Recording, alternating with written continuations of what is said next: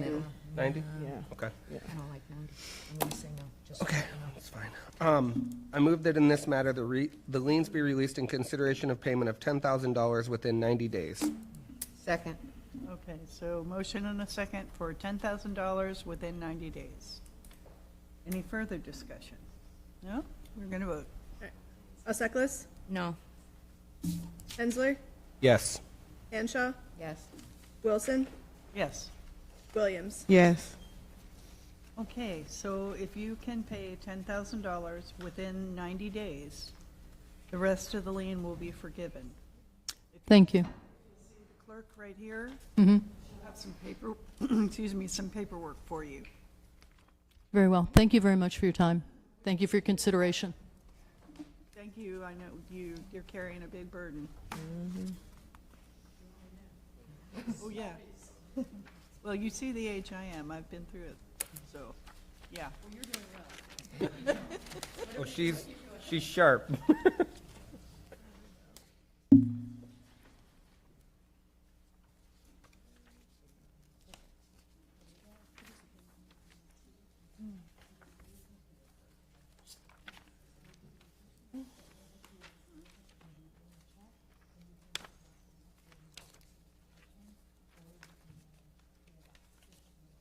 Thank you. Good luck.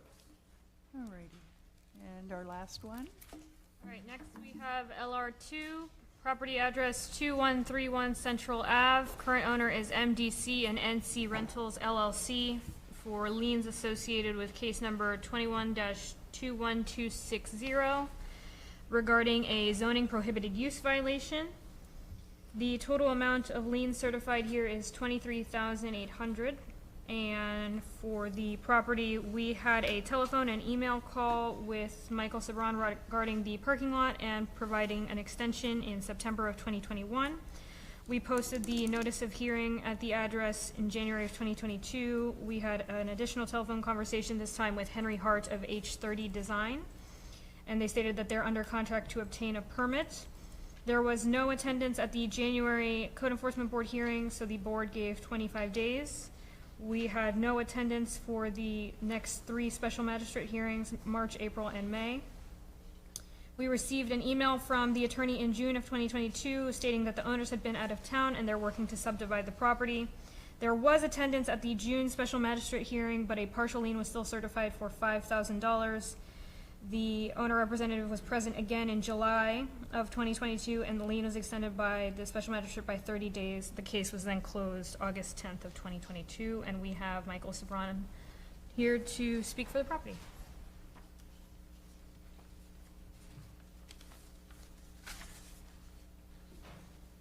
Hello, Good afternoon, sir. If you could please give us your name and address for the record. Michael Sabran, 761 Brightwaters Boulevard, St. Pete, 33704.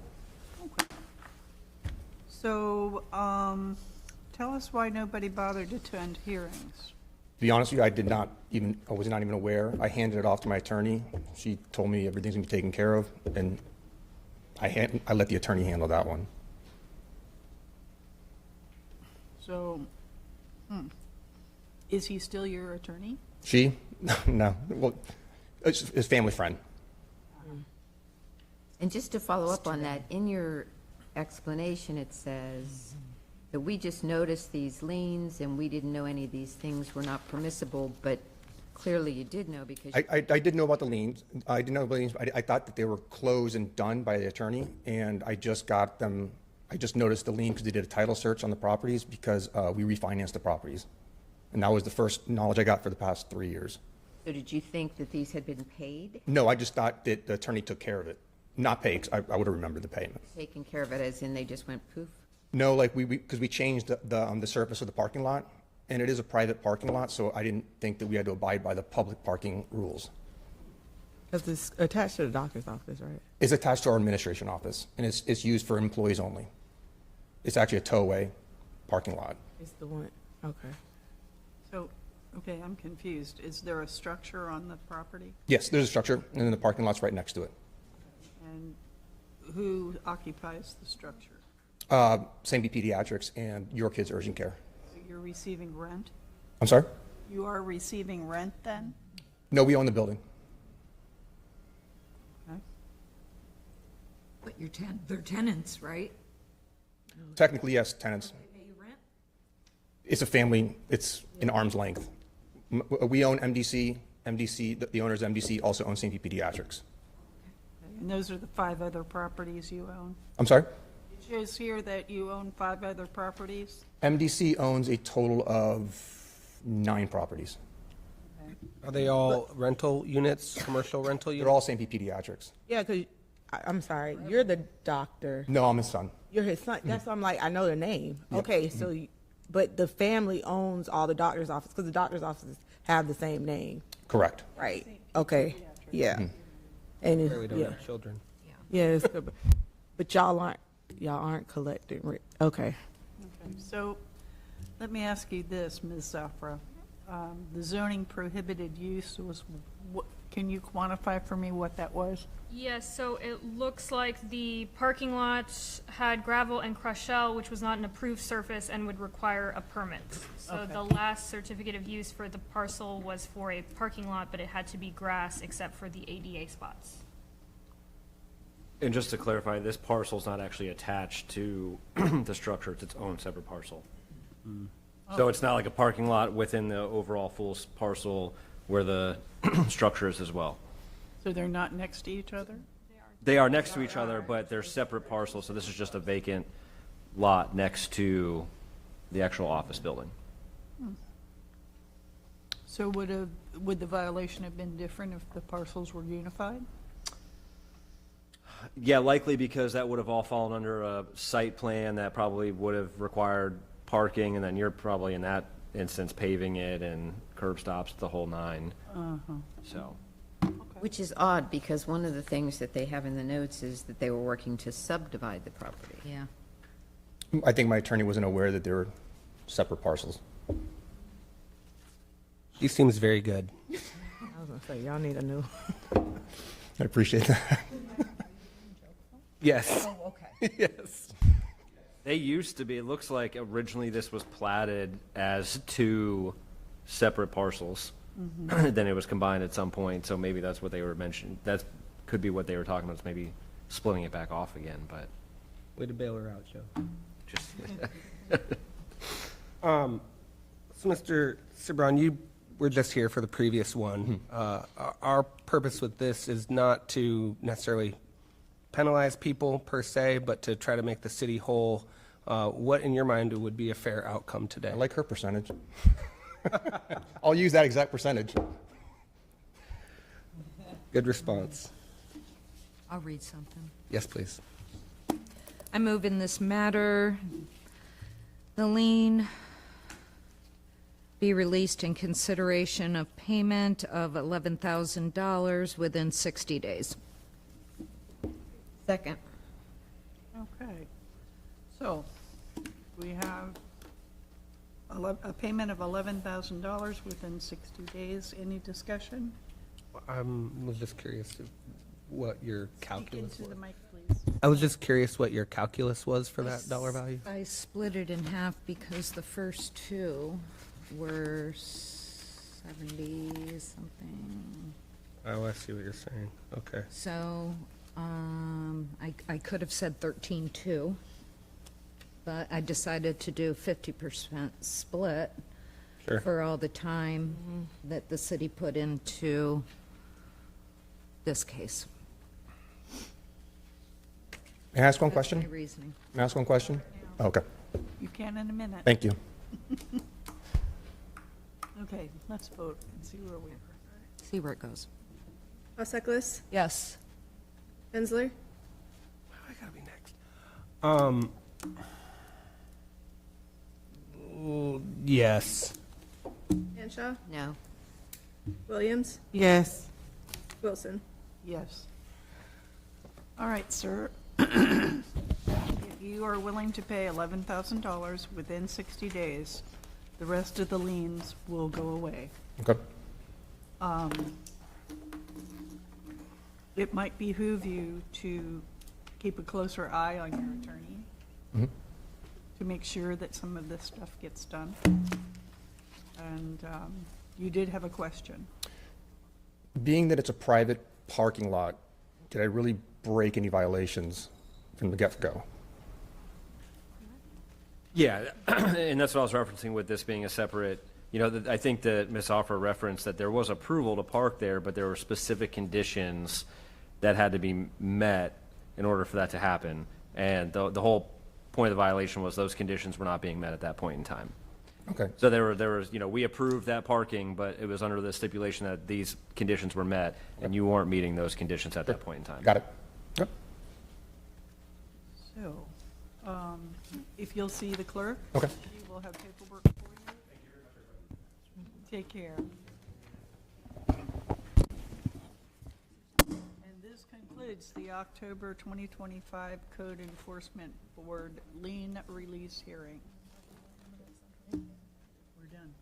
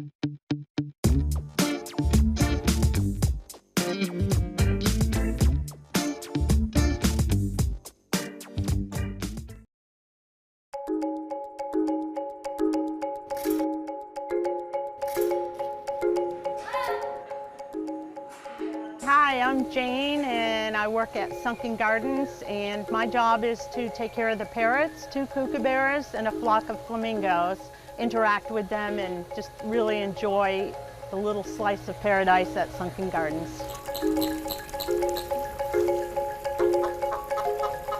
What we're doing is, before we open at 10, getting everything done so that when the public arrives, all the birds are out and fed and happy. They're all unique. They all say different things, and it's just a lot of fun to interact with them.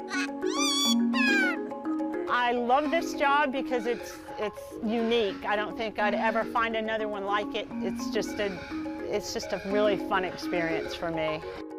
Flamingos are very sociable and like people, love the people that handle them, and they're very sweet. So the fact that we have 2 that have been here over 62 years, it's kind of amazing. We also take care of the tortoises. We have South American red-footed tortoises and a huge old alligator snapping turtle. Sunken Gardens is an incredibly beautiful place. If the city hadn't bought it, who knows what this would be like now. To me, it is just an incredible, beautiful place. And when you're in here, you don't even realize that you're in the middle of a busy city. At the end of the day, when I leave, after they're all back inside in their cages, they all tell us bye. Bye. Bye-bye. Bye. The worst part of my day, I guess, is pulling out onto 4th Street. It's just really fun to work here and incredible, good, fun job.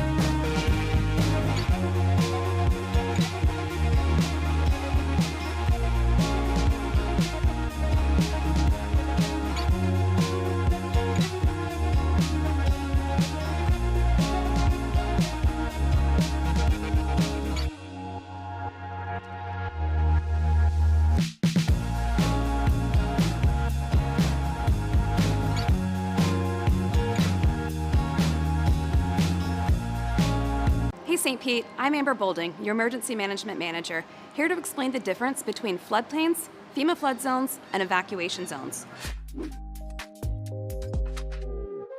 Understanding these terms is key to protecting your safety and property. First up, stormwater floodplain. This is where water naturally collects during heavy rainfall due to the terrain and our stormwater infrastructure system.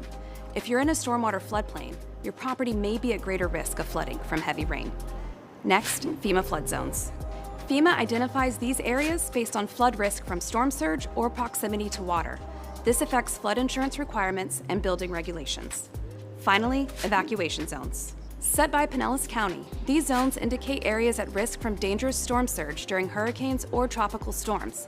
An evacuation order means you must leave. This is about protecting lives from potentially deadly storm surge. Pro tip, being in a non-evacuation zone doesn't mean you're in a non-flood zone or outside the stormwater floodplain. Heavy rainfall can still cause freshwater flooding. In St. Pete, you need to know your zones. Visit stpete.org/hurricane and use the Prepare St. Pete map. Just enter any address or click a location on the map to see its stormwater floodplain, FEMA flood zone, and evacuation zone. Understanding these differences helps protect you, your family, and your property. Stay informed by following us at St. Pete FL before, during, and after storms. Stay safe, St. Pete.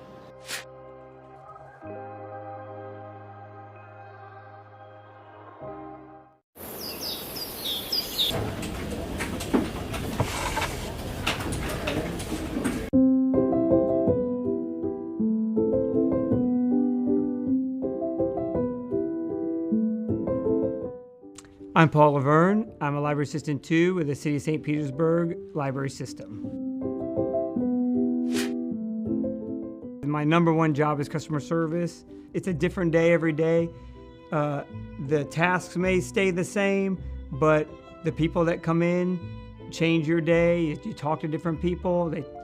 You do story times for the kids. You see different kids. We're here for the public to use when they need us. It's a good community meeting area. The library has like quiet places in it, but it's not really deemed like a quiet place where everybody just comes in, everybody's silent. We have a kids section where they can get a little bit loud. You have your circulation desk where people are asking questions and coming in and coming out. So it's not exactly like the lady telling everybody to shush. The library's really not a slow place anymore. It's fast, it moves. Information changes, how to get the information changes. It has progressed quite a bit in the library system. We have some Blu-rays plus our computer system, and people come in all the time to use the computers. We have hot spots that a lot of people borrow. We have museum passes where people can come in and check out a pass to our museums in the city. We do story times in every location, so we're in every community. These kids, when they can be introduced to reading and we can make it fun and enjoyable, that they won't stop reading also. I get kids that are now adults and they come in the library and they say, oh yeah, I remember you did story time for me when I was like 6 years old. So I mean, that kind of thing makes me feel good that I could impact somebody in a positive way. That's when it's really cool, feels really good. So many things I've been able to do that I don't know if I could have done those if I wasn't working for the library system for the city. It's been a very fast 36 years. It's been great. I've loved every minute of it. It's been fantastic.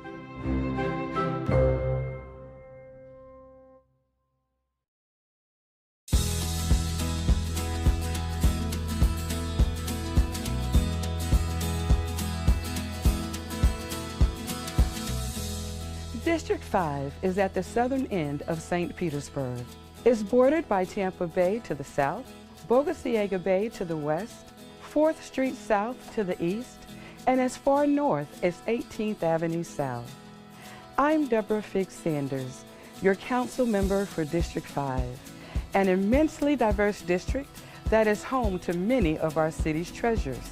To get in touch with nature, you can visit Maximo Park or Boyd Hill Nature Preserve to enjoy waterfront access, nature trails, all with family-friendly activities. Then there is Lake Vista's popular walking trails, playgrounds, and a dog park that encourages you to participate in a city initiative known as Healthy St. Pete. Also, education and academic excellence is important for our city.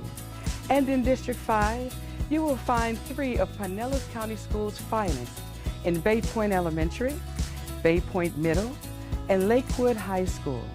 Not to mention the mighty Tritons of Eckerd College, a liberal arts waterfront campus which sits on the Gulf Peninsula of Florida's west coast. District 5 is a diverse makeup of cultures, communities, and socioeconomics that can be seen throughout our neighborhoods.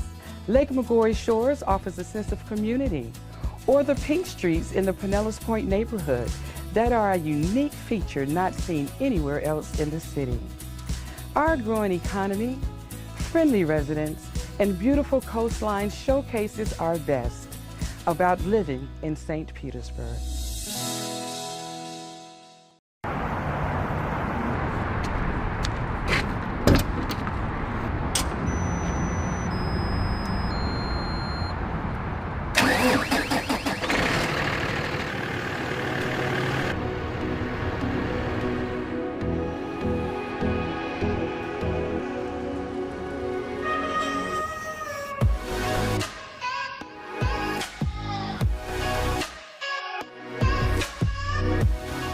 My name is DeWitt Miller. I work for the city of St. Pete. I'm equipment operator too, operate street sweepers for the city.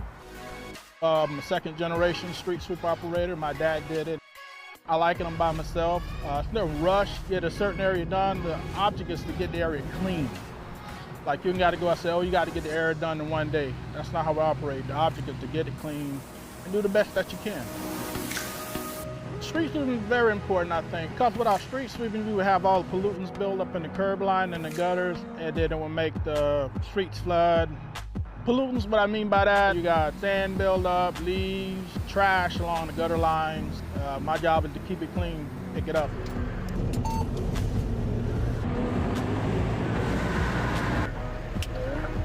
On an average day, you might get anywhere from 5 to 15 cubic yards of material. Mileage-wise, you might get anywhere from 8 to 10 miles a day sweeping. Some of the challenges we have to deal with, you have cars that are in your way, you might have trees down, palm fronds, stuff like that. We have to go around some of that stuff. We're trying to get every street in the city swept at least once a month. Enjoy seeing the citizens out, come giving you a high five, telling you what good job you're doing. I just enjoy my job. Well, as a kid, I used to get excited when I see my dad come down the street in a street sweeper. As a kid, one day I would like to do that. So I guess you could say I fulfilled the dream that I always wanted to follow in the footsteps of my dad and drive a street sweeper. Well, I get a sense of pride with every neighborhood I do. I go out and try to give it 100% because I feel like every house that I go past, it's my house. So my job is to go out and do the best that I can. I take pride in that.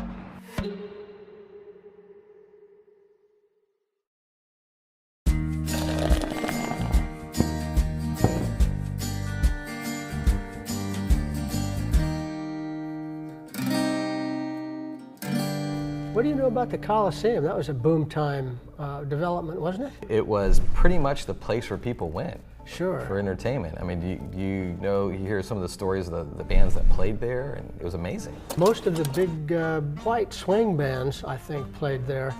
And because it was in the segregation area, the counterpart in the black community was on 22nd Street South with the Manhattan Casino. Correct. And of course, they had all the big name bands come there and play as well. The Coliseum in the 20s and 30s was kind of like the Amalie Arena of today, where everybody who was anybody musically performed there. But didn't some of the acts perform at the Coliseum and then that same night leave and go play at the Absolutely, Manhattan? they sure did. And sometimes they would gather for impromptu jam sessions in people's houses, I'm told.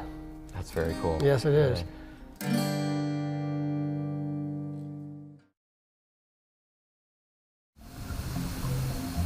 Hey, that's my house, and this is my ASMR video about water conservation.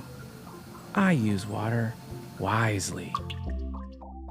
Ever have a drippy sink? You should fix it to not waste water, and also not to go crazy with that dripping noise. Look there. That's my automatic shut-off hose attachment. Super water conservative. Even when nature calls, I call nature and I say, "Hi, I'm conserving water with my high-efficiency tank." Okay, bye. Oh, hey, that's me. Just using my high-efficiency washer. Just listen to the sounds of water being conserved. Go to this website to learn more, St. Pete, and do what you can for water conservation.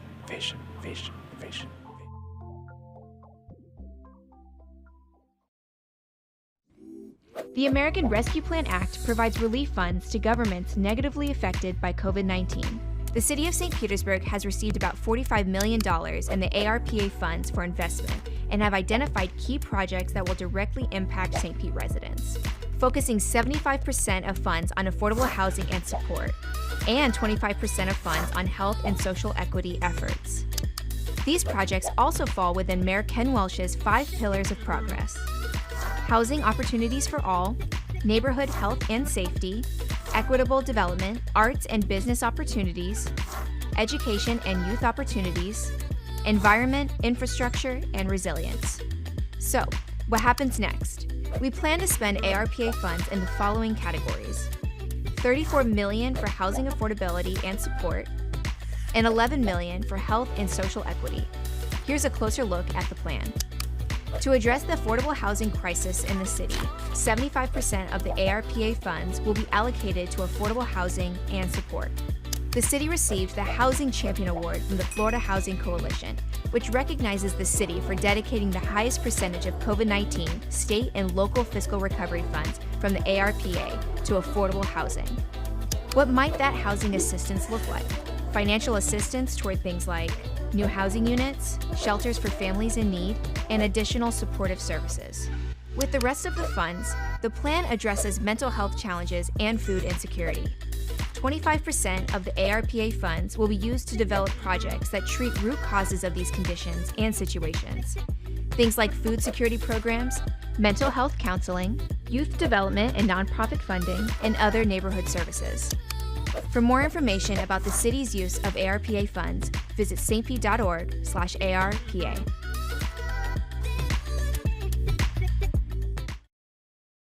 Hi, I'm Andre Allen, stormwater foreperson for the City of St. Pete. I'm here to talk about sandbags. First important thing you need to know about sandbags, we have them year-round. We distribute sandbags every second Saturday of the month. You can get sandbags at our complex, 1744 9th Avenue North. The best way to use the sandbags is to get some Visqueen or a heavy plastic, tarp, and lay it down like in the L shape from the ground up against your door garage, and stack your sandbags just like you're stacking bricks right in front of your doors. If you didn't have no flooding in your area and no flood water touching your sandbags, you should store them in a safe area just in case another storm comes through. If flood water touch your sandbags, we recommend you take it to Pinellas County Dump. For more information, you can follow us on social media at St. Pete FL.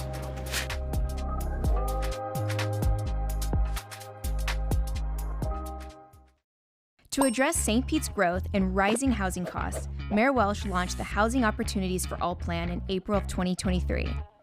It is a multi-year plan that will help residents settle, stay, and feel stable in St. Pete. Housing affordability is a key element in Mayor Ken Welch and his team's agenda, and one of his 5 pillars for progress. The next milestone in the Housing Opportunities for All plan is the citywide expansion of the Rebates for Affordable Residential Rehabs program, previously only offered in the South St. Pete CRA. The program provides rebates to eligible homeowners to make improvements to their properties, making it easier to stay in their homes.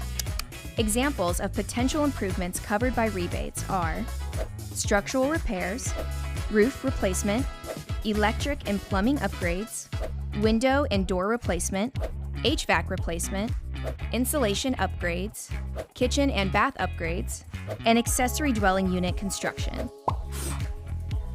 For more information on qualifications and how to apply, visit stpete.org/home rebates.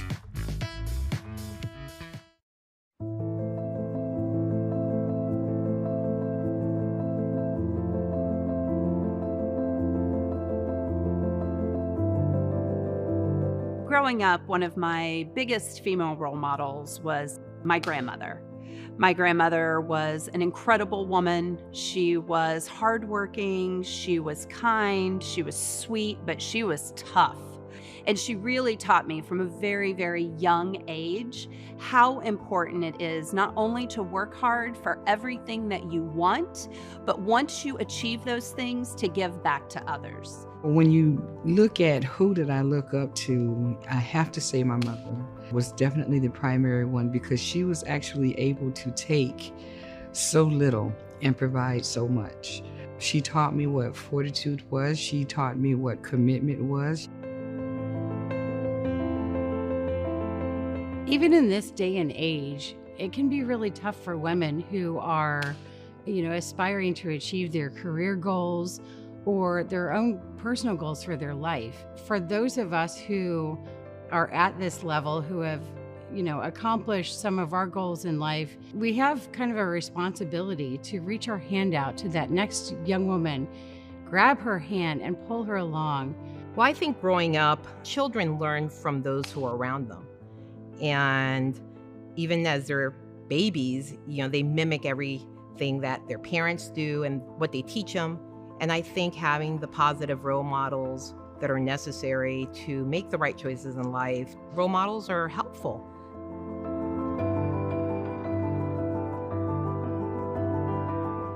Well, really, I think the sky's the limit when it comes to female leadership in our city. I think there is a day when we will have a woman in the mayor's office. The future of female leadership in St. Petersburg is awesome. It looks bright. I am so encouraged. We take a lot of our lived experiences and we apply logical applications to making decisions. I'm inspired and encouraged by the number of young women who are rolling up their sleeves, getting involved in their communities, and really stepping up to be true leaders. There was a time where it was, when is there going to be the first female on city council? Then we got to, there's a supermajority of women on city council.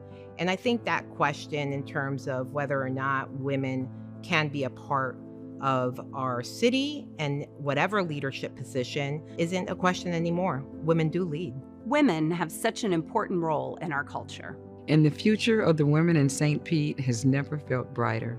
Mentor a young lady or find a mentor for yourself. Be sure to honor the women in your life this month and every month.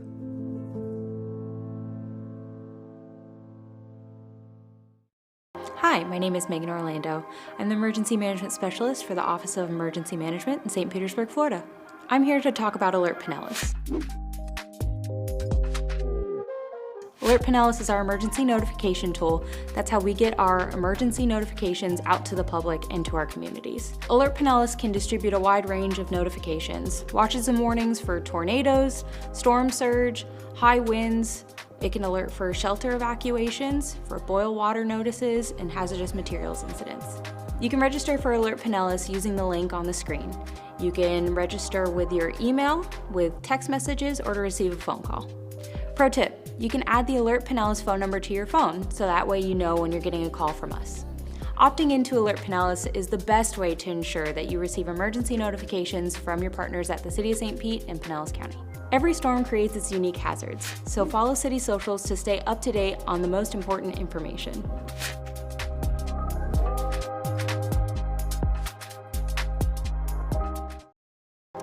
Hello, my name is Bob Turner. I'm the Assistant Director of Sanitation for the City of St. Petersburg, and I'm here to talk to you about a very important issue called hot loads. Historically, hot loads for us were centered around hot coals that folks had put into the garbage cans. Now the new culprit is rechargeable lithium batteries. These batteries actually combust when crushed. So as soon as they go into our garbage trucks and we compress the load, either the batteries themselves or the devices that contain these batteries are crushed, they ignite, and they set the load on fire. The important thing for our residents to know is that these types of batteries and the devices that these batteries are in can't be thrown away in the regular garbage. They need to be taken someplace where they can be recycled, where they don't cause a hazard to our trucks or our drivers. Best way to find out information about where you can take a particular device or a battery is to go to the Pinellas County Solid Waste webpage and use their Where Does It Go tool. It's a great resource. You can type in the item that contains the rechargeable battery or the battery itself, and they'll tell you what to do with it. It's important for our residents to please keep these items out of the trash so that we don't have trucks catch on fire and we don't risk our employees.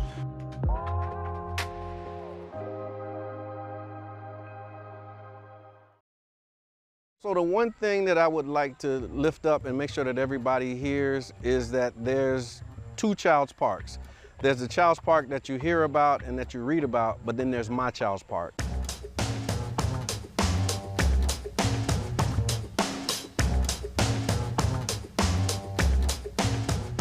The parameters of Child's Park include 34th Street South to 49th Street, and then 18th Avenue to 5th Avenue South. And that's the Child's Park neighborhood, but the greater Child's Park area actually covers about 3 neighborhoods. It goes to about 1st Avenue to around 30th Avenue South.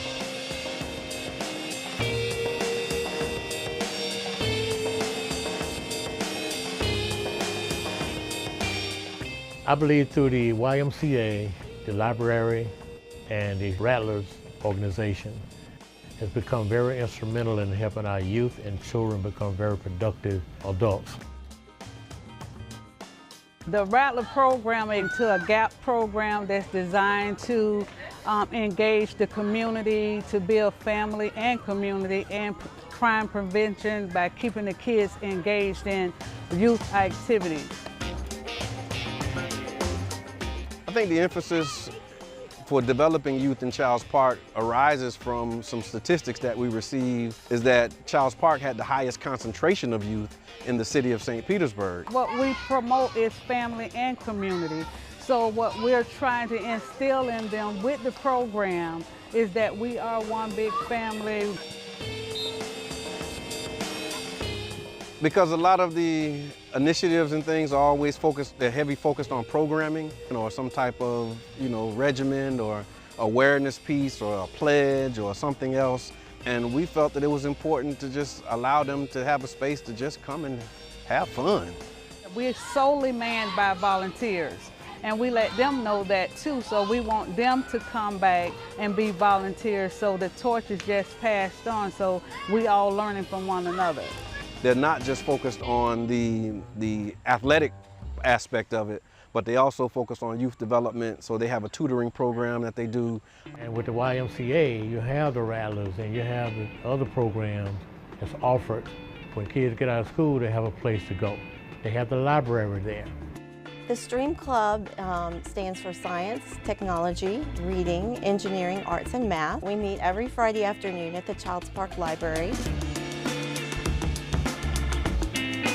It's kind of an extra opportunity for them to get some exposure to topics they might not know about or might have heard in school and didn't quite stick. We just give them opportunities to have different kinds of experiences and hands-on experiences at that. The youth have a place to go and children have a place to come daily. Matter of fact, that's a great thing to help kids get off the street, have a place to go, a safe haven you might call it. One of my brothers, when we first organized this, he said, we're helping to create their back in the day. And I think that's important because, all of us have our back in the day, and I remember back in the day when we used to do that. So our responsibility as the adults now is to help create the back in the day experience for them. And what's happening today is Friday Night Done Right, an event that we created to create a safe space for children to come on Friday nights so they can be free to be kids. Sometimes you just want to remember when you went to the pool and they let you in for free, and that was it. And that's why I think it's important to help create those type of memories as well. The Charles Park neighborhood, if anyone would ask about it, I would state that it was often misunderstood. So I'll encourage people to come and see for themselves. More to Child Park that I've seen more positive in Child Park than I have seen negative.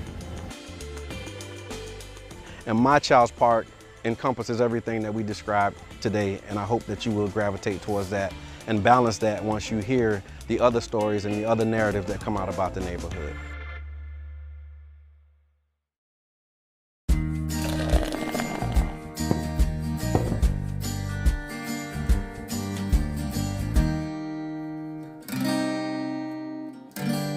Water is an issue in the state of Florida. Do you know where our original water source was?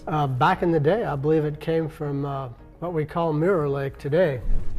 And back then, because it served as the city's reservoir, they imaginatively called it Reservoir Lake. And it supplied the city water for quite some time. And during the Spanish-American War, there would be troop deployments come over from Tampa to get water from the lake so that they could take back to the troops who were waiting to embark to Cuba. They did. I remember seeing a newspaper article from the day the ships were leaving Tampa, and it almost became chaotic because a number of the ships that left Tampa had to come to St. Petersburg, take on water, go back to Tampa. The speedier ships wanted to leave Tampa and hurry and invade Cuba, and it became just some craziness in the middle of Tampa Bay there. It would have been chaotic. Very chaotic.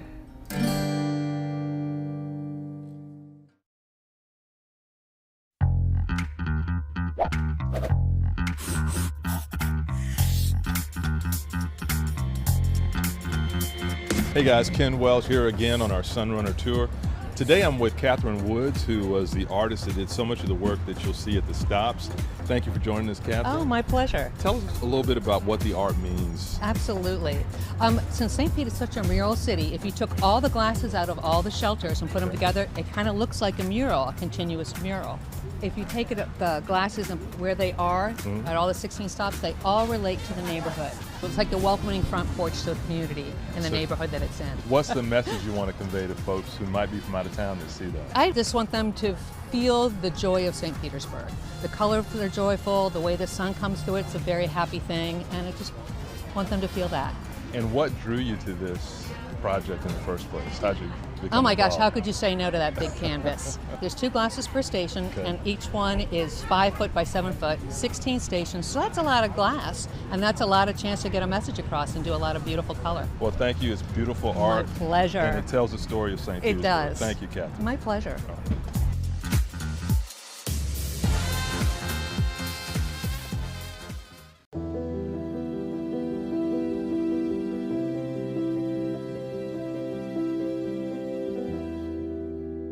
I think a lot of people don't realize how long we've been together and how long I have been working within the studio. Like, just because they don't see me all the time doesn't mean that I haven't been integral to the studio and that you haven't been integral to my life.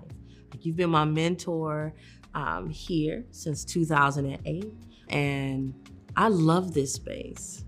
And this is my home. And as a filmmaker, because I am a filmmaker, we always have this thing called our passion project. Like, this is the film that I have to make before I die. I'll spend all my money to make it. Like, it's one of those types of things. And I sat back one day and I started thinking, do I have that project as a filmmaker? And that project for me was the studio. I knew I wanted it with all my being and fiber and love to lead this organization, to pour back into this organization that poured into me. You want to actually give back without even saying, I'm giving back. It's just, Oprah calls it a full circle moment. Yeah. And I just knew, and the Board of Trustees knew, that you would be a good steward of this assignment. But also, you are still going to be a guiding light for me. You're still going to be a mentor. It's just a natural progression, and that you were around all these years to take over. The nuance of this place is simply, well, I've distilled it to the answer is always yes. Always yes. Because that affirms we're gonna do this.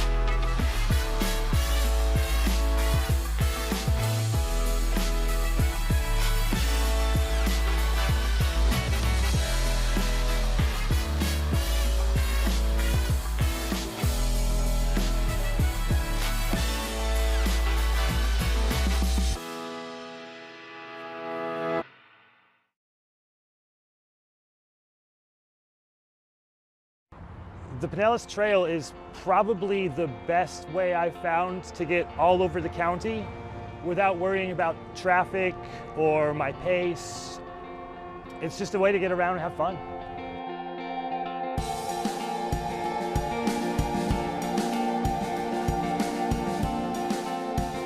So in the spring, say on a weekend, on a Sunday, you'd find lots of folks out just walking, biking, just really enjoying the weather. So the trail starts downtown by the water, and it goes all the way to Tarpon Springs, if I'm not mistaken. And I like it because it kind of cuts back behind the neighborhoods. There's murals, there's tree coverage, and it just kind of winds through the most beautiful parts of the city. It's an awesome engineering feat, and it dissects the middle of an urban city, and at the same time, you feel like you're off to yourself. You're a little bit secluded, ample places for you to run, ride, and even collect your thoughts.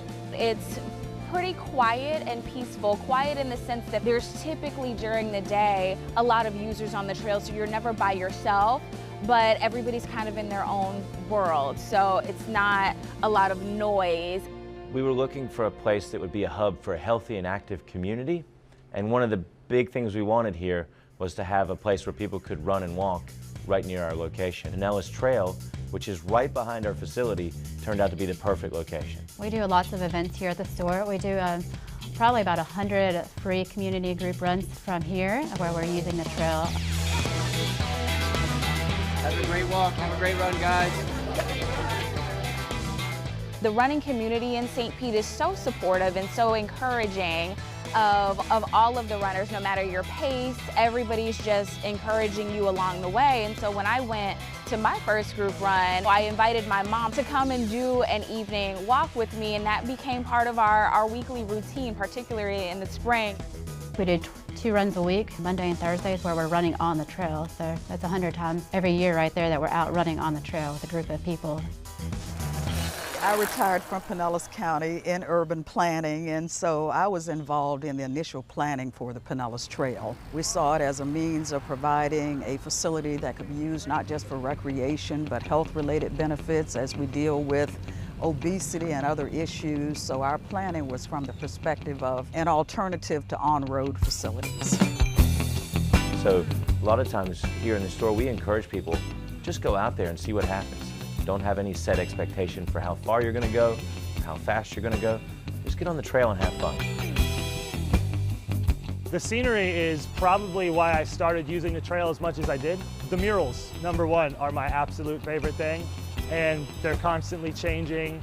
Not far from here, it's called Stonehenge Park. They have some beautiful murals painted on the bridges. Stonehenge Park is like one of those really cool wonders of art, and it's just right here. Nobody knows about it. So you'll have a cool blend between really fun art, awesome plants life. There's all sorts of berries and things growing I didn't know about back there. You learn a little bit more every time you go. Good morning. I love to specialize. When I was working still, we did surveys along the trail, and on any given weekday, we found about 1/3 of the users were using it as a commute alternative. If you've never tried the Pinellas Trail, I urge you to do so. You can walk it, you can run it, you can rent a bike at just about every few miles. You'll find a bike shop that's got bikes for rent. And we've had people come in and verbalize like their thanks but also like you just see them out there and they just look radiant. They look awesome and healthy, happy, and you can tell that they're glad they're doing what they're doing. We're just appreciative that we had a part in their success. Trails give me the opportunity to really get out there and feel safe. There's bike lanes in some places, but to have a fully dedicated place, that helps a lot. It's more than just a long stretch of pavement, it's a community. The trail is a wonder that brings everybody together.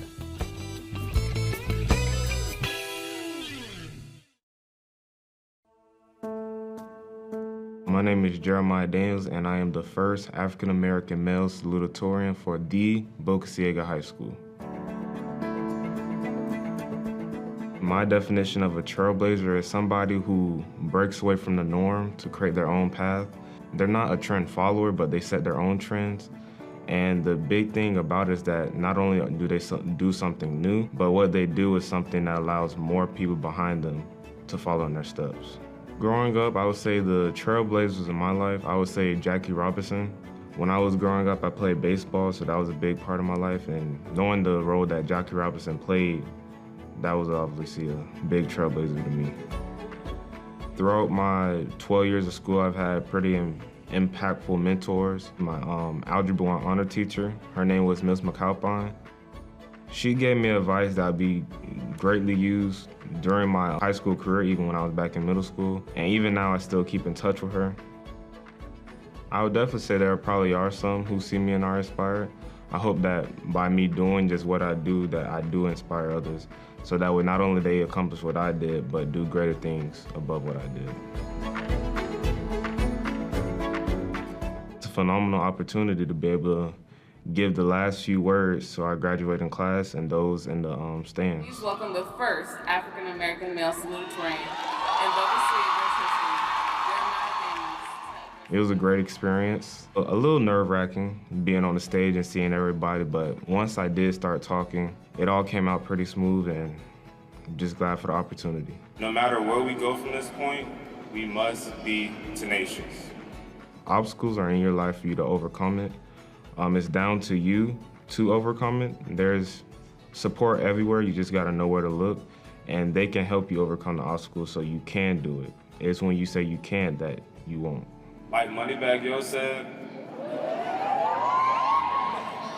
hope for the best, prepare for the worst. However it comes, just know that I'm ready. Thank you. Have a great holiday.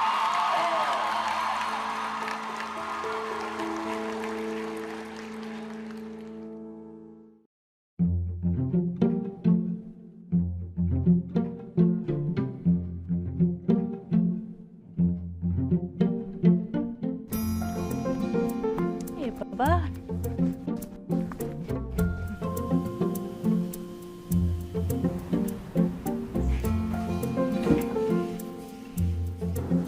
Hi, good morning. Hey, you ready to come out? You ready for breakfast? My name's Amy DePalma, and I am a nature preserve ranger here at Boyd Hill. The specialty of my job is overseeing the Birds of Prey program. We take in permanently injured, non-releasable birds of prey, and we turn them into avian ambassadors.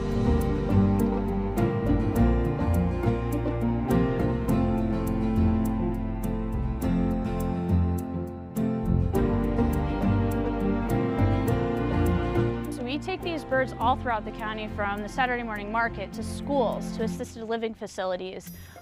When you're talking about conservation, sometimes it can be kind of a bore, but when you have a great horned owl sitting on your arm talking about conservation, people are a lot more inclined to listen, to pay attention, especially since these birds have injuries due to human interaction in some way.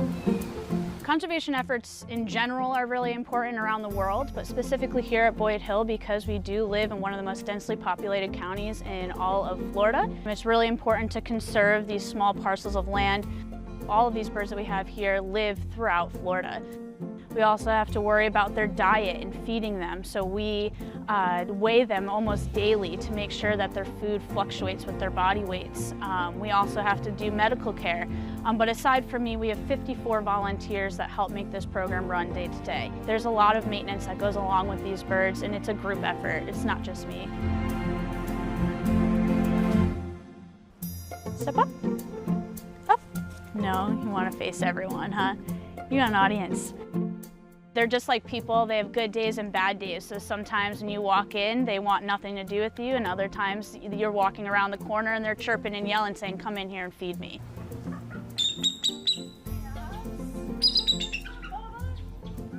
So it's really, really, probably one of my favorite parts of the job is just interacting with these birds. Hey, Dance. Yeah, so this is Dancer. He's a red-tailed hawk. He is 19 years old. I mean, I get to spend my day in a nature preserve. So I am surrounded by nature and surrounded by nature-minded people, which really excites me. So interacting with kids and adults and just spreading my passion is really what I love about this job.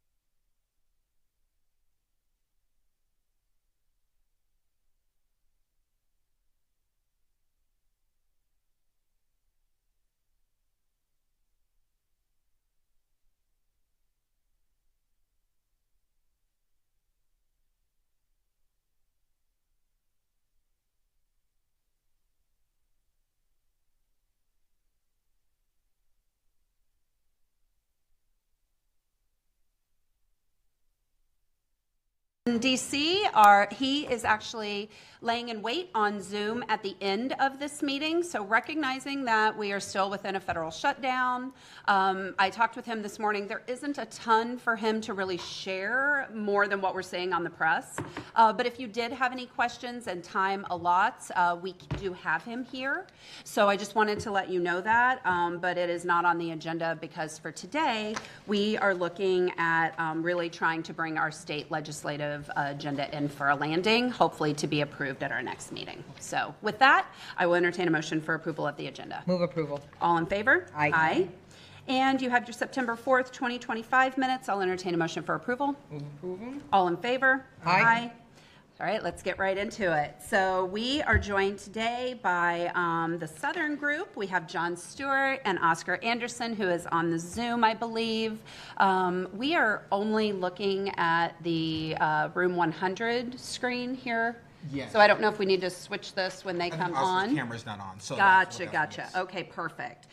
So what we'll do is we'll go ahead and start with David Thompson, our Governmental Affairs Director, and then we'll have a conversation about the agenda in front of you, the legislative draft, the bill tracker, and then we will move over to a current state in Tallahassee.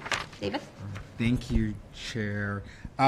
So I'll just briefly address the changes on the state agenda since the last time we were all together. Just 2 items. The first is the addition under neighborhood health and safety of firearm reciprocity. And we're framing this way because we do think it's a common sense thing that if firearms aren't allowed in courthouses, schools, and committee meetings of the legislature, that should be extended to municipal buildings, including City Hall and our recreation centers and libraries, and to committee meetings of City Council as well. Councilmember Driscoll and I did talk about this yesterday, and specifically about how that impacts some of our youth recreation facilities. So not just the physical buildings, but also the baseball fields and places where the students are playing. So we're keeping that in mind, and we'll keep that as part of our conversations. The other additional item that is changed is under education and youth opportunities. Previously, there was a section about financial literacy. Dr. Brown and I connected on this, and the bill that passed at the state legislature recently met what we were looking for in line with the programming that she is doing, so we removed that from the list. And then I believe I spoke with all of you who we got the chance to do one-on-ones with about our appropriations projects. In front of you, you have the finalized details on those projects, which includes the total project amount, the requested amount, and one additional project, which I'll touch on. But I'll just briefly go over for councilmen, but also for those watching, how we come to the process of these projects. I reach out to staff in our different administrations and kind of let them know the parameters of what we're looking for appropriations projects, generally something between $1 and $4 million, projects that can be expended or obligated within 1 year of the state budget being passed. So can these funds be done within 1 year of July 1st of 2026? And that's how we get to this this kind of census. So Councilmember Driscoll and I talked about also, our concern for funding for the K-9 facility, as well as the fire station. And just as an example, the K-9 facility is in a place where we could pay for the design within 1 year of the legislature passing the budget. The fire facility has some broader timeline, a longer timeline for where it is in the design process. So just for this year, it doesn't line up to do so. And just going over those appropriations projects, Shore Acres, Denver Street, stormwater drainage improvements with a $4.35 million request, resiliency improvements at the Northwest Water Reclamation Facility for $2 million, storm drainage improvements within Childs Park, renovations, for the Mahaffey Theater. This is specifically focused on the lighting, but the broader project includes a number of improvements. The K-9 facility, and then the additional project, Representative Cross office communicated to us that she was interested in supporting some pedestrian safety and transportation items within the city of St. Petersburg. So we worked with Evan Morey and Whit Blanton to identify a project that aligned with what Ford Pinellas was prioritizing and what made sense within the budget we had with the state. And that's how this project came forward. This would be to do pedestrian safety improvements at the Pinellas Trail crossing at 22nd Avenue North. This is over by Tyrone, so between 68th Street and 72nd Street. I think some of our council members who have been involved in that know a bit about this. Is one that Ford Pinellas has talked about quite a bit. So that's all I have to present on, but happy to answer any questions or go through any of the policy or projects from there. All right, very good. Before we turn it over to the Southern Group, City Council, do you have any questions for David?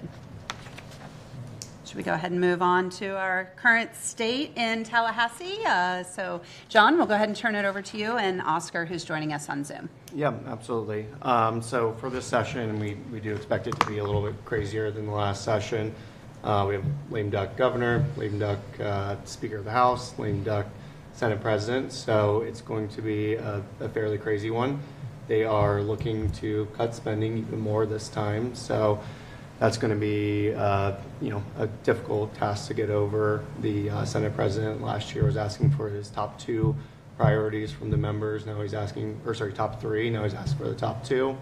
So the state funding is going to be cut even more this time, and that's really, there's not too much to present on that, but it's going to be an interesting one, to say the least. Between that, they're doing the tax bill, or talking to the property taxes. We don't think that's going to go anywhere, and then doing the redistricting too. So it's going to be an interesting session, to say the least. The redistricting, can we get a quick update on where they are with that? Has any bills been actually filed on that yet, or? Turn it over to Oscar. Okay. Me about that. I'm not sure myself. Hey, good morning. No, there have been no bills filed about that yet, and no proposal has been sort of even suggested yet. So we're waiting to see some actual language around that, or an organization by the House or Senate to create committees to start to address that issue, but it's coming. Okay, very good. Thank you, Oscar. All right, City Council, I'll open up to all of you for questions. Vice Chair Hanowitz. Thank you, Chair, and thank you all for being here and joining us today. So one of the big items that I think I would like to address is Senate Bill 180. I know that there was an article recently in the newspaper that Senator DeSigli is going to be looking at addressing some of the issues with that bill.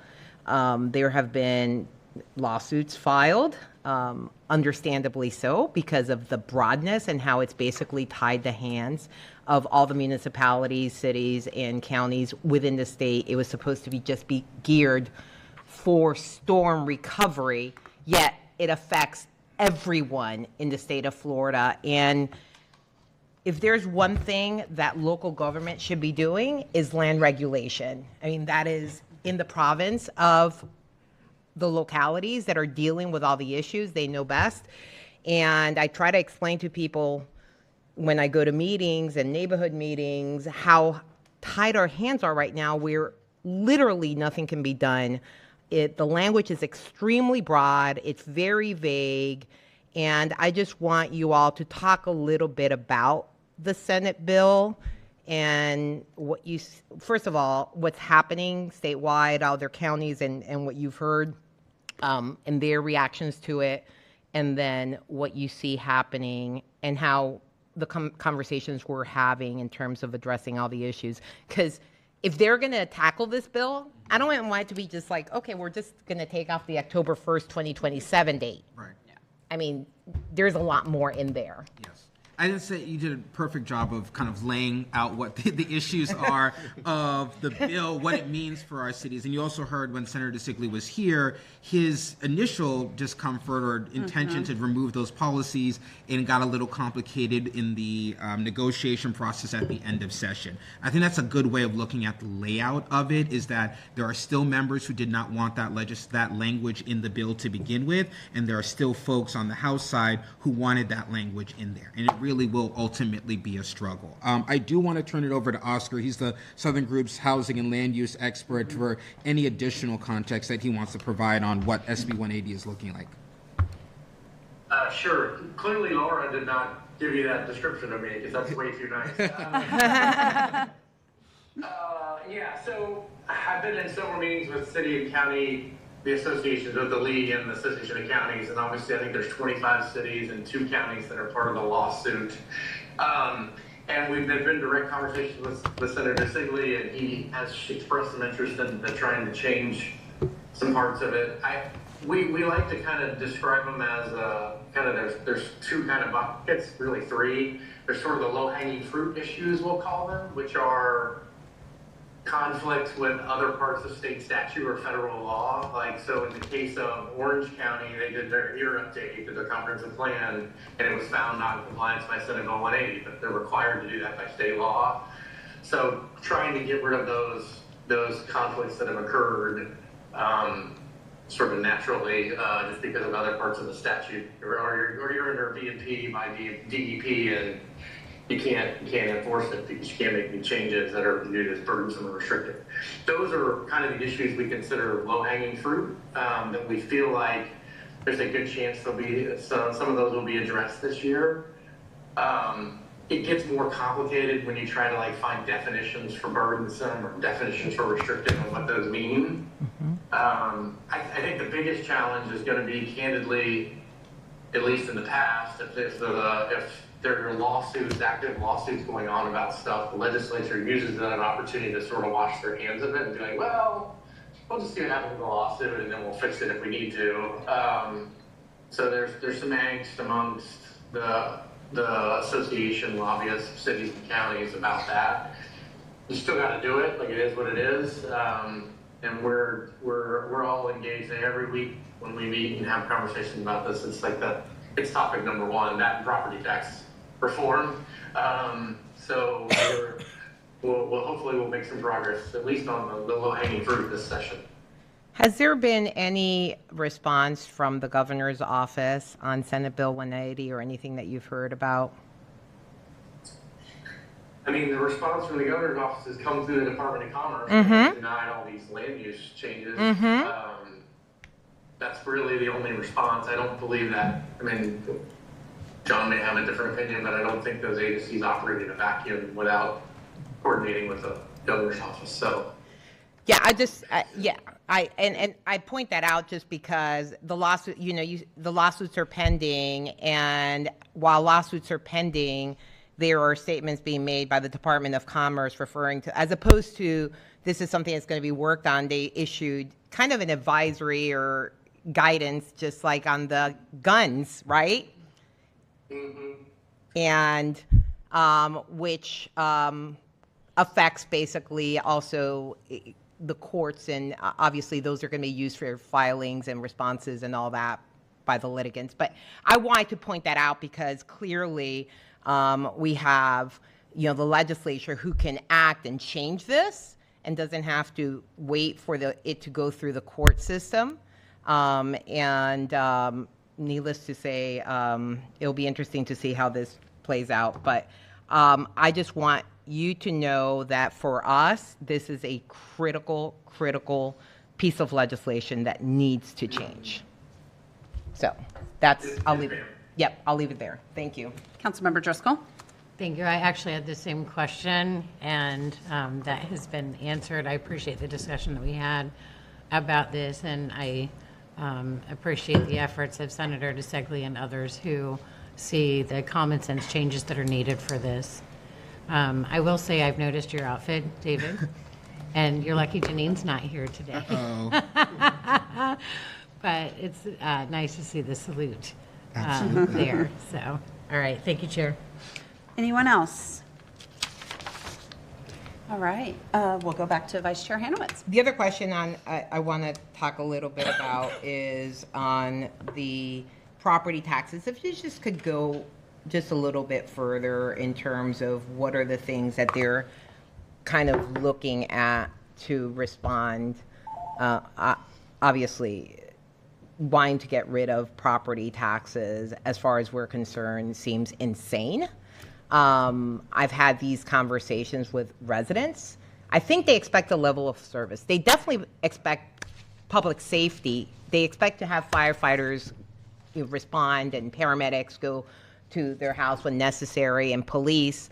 And real estate taxes pay for I think it's 95.6% of those costs for us. And the idea of taking that source of funding is honestly insanity. Yeah. Because people are going to pay it somehow. Like, the idea that the cost is going to go away doesn't exist. Because whether it's property taxes or somewhere else, it's going to be paid, and property taxes is a much more stable source of revenue than other sources. So I just want to kind of touch base a little bit about that, if you can talk a little bit about it. Yeah, I mean, and Oscar, correct me if I'm wrong, but everything that we're hearing is, the House is doing the going through the motions on this, but the Senate is not playing ball with any of this. They know that would be devastating to especially smaller communities.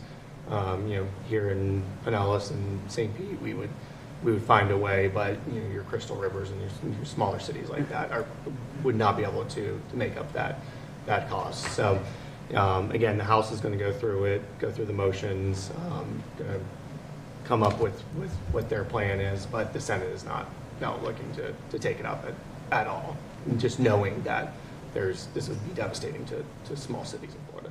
Well, it's devastating to small cities, and it's also devastating to us. Yeah, to everyone. I mean, maybe that's what's moving them, but the reality is it affects everyone. Yeah. Oscar, did you want to weigh in on that? Sure. I don't. So it's interesting. So, to pass a constitutional amendment, right, the governor doesn't get a veto of it. So if the House and Senate do agree to something, they put it on the ballot, because that's what it would have to take, right? The governor doesn't really have to say.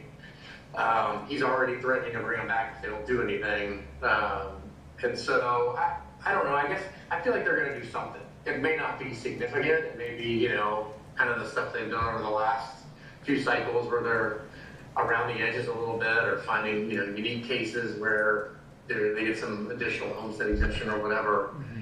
I do think there'll be a lot of conversation around the process. Like, there's some portability challenges they've heard. We're taking if somebody moved from one county to another county, and their exemptions are supposed to be the portability piece of it. It's taken like 3 years to get implemented, and there's a lot of the House people will say there's a lot of inconsistency on how appraisals are done.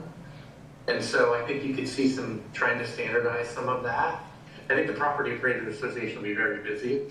But I'm with you. I don't think there's going to be anything major happen this year. But it doesn't mean the governor's not going to go around the state and dress them down and keep bringing them back as much as he wants to try and get as much as he can out of them. For the reason John said it so nicely, it's going to be a very chaotic session, not in a good way.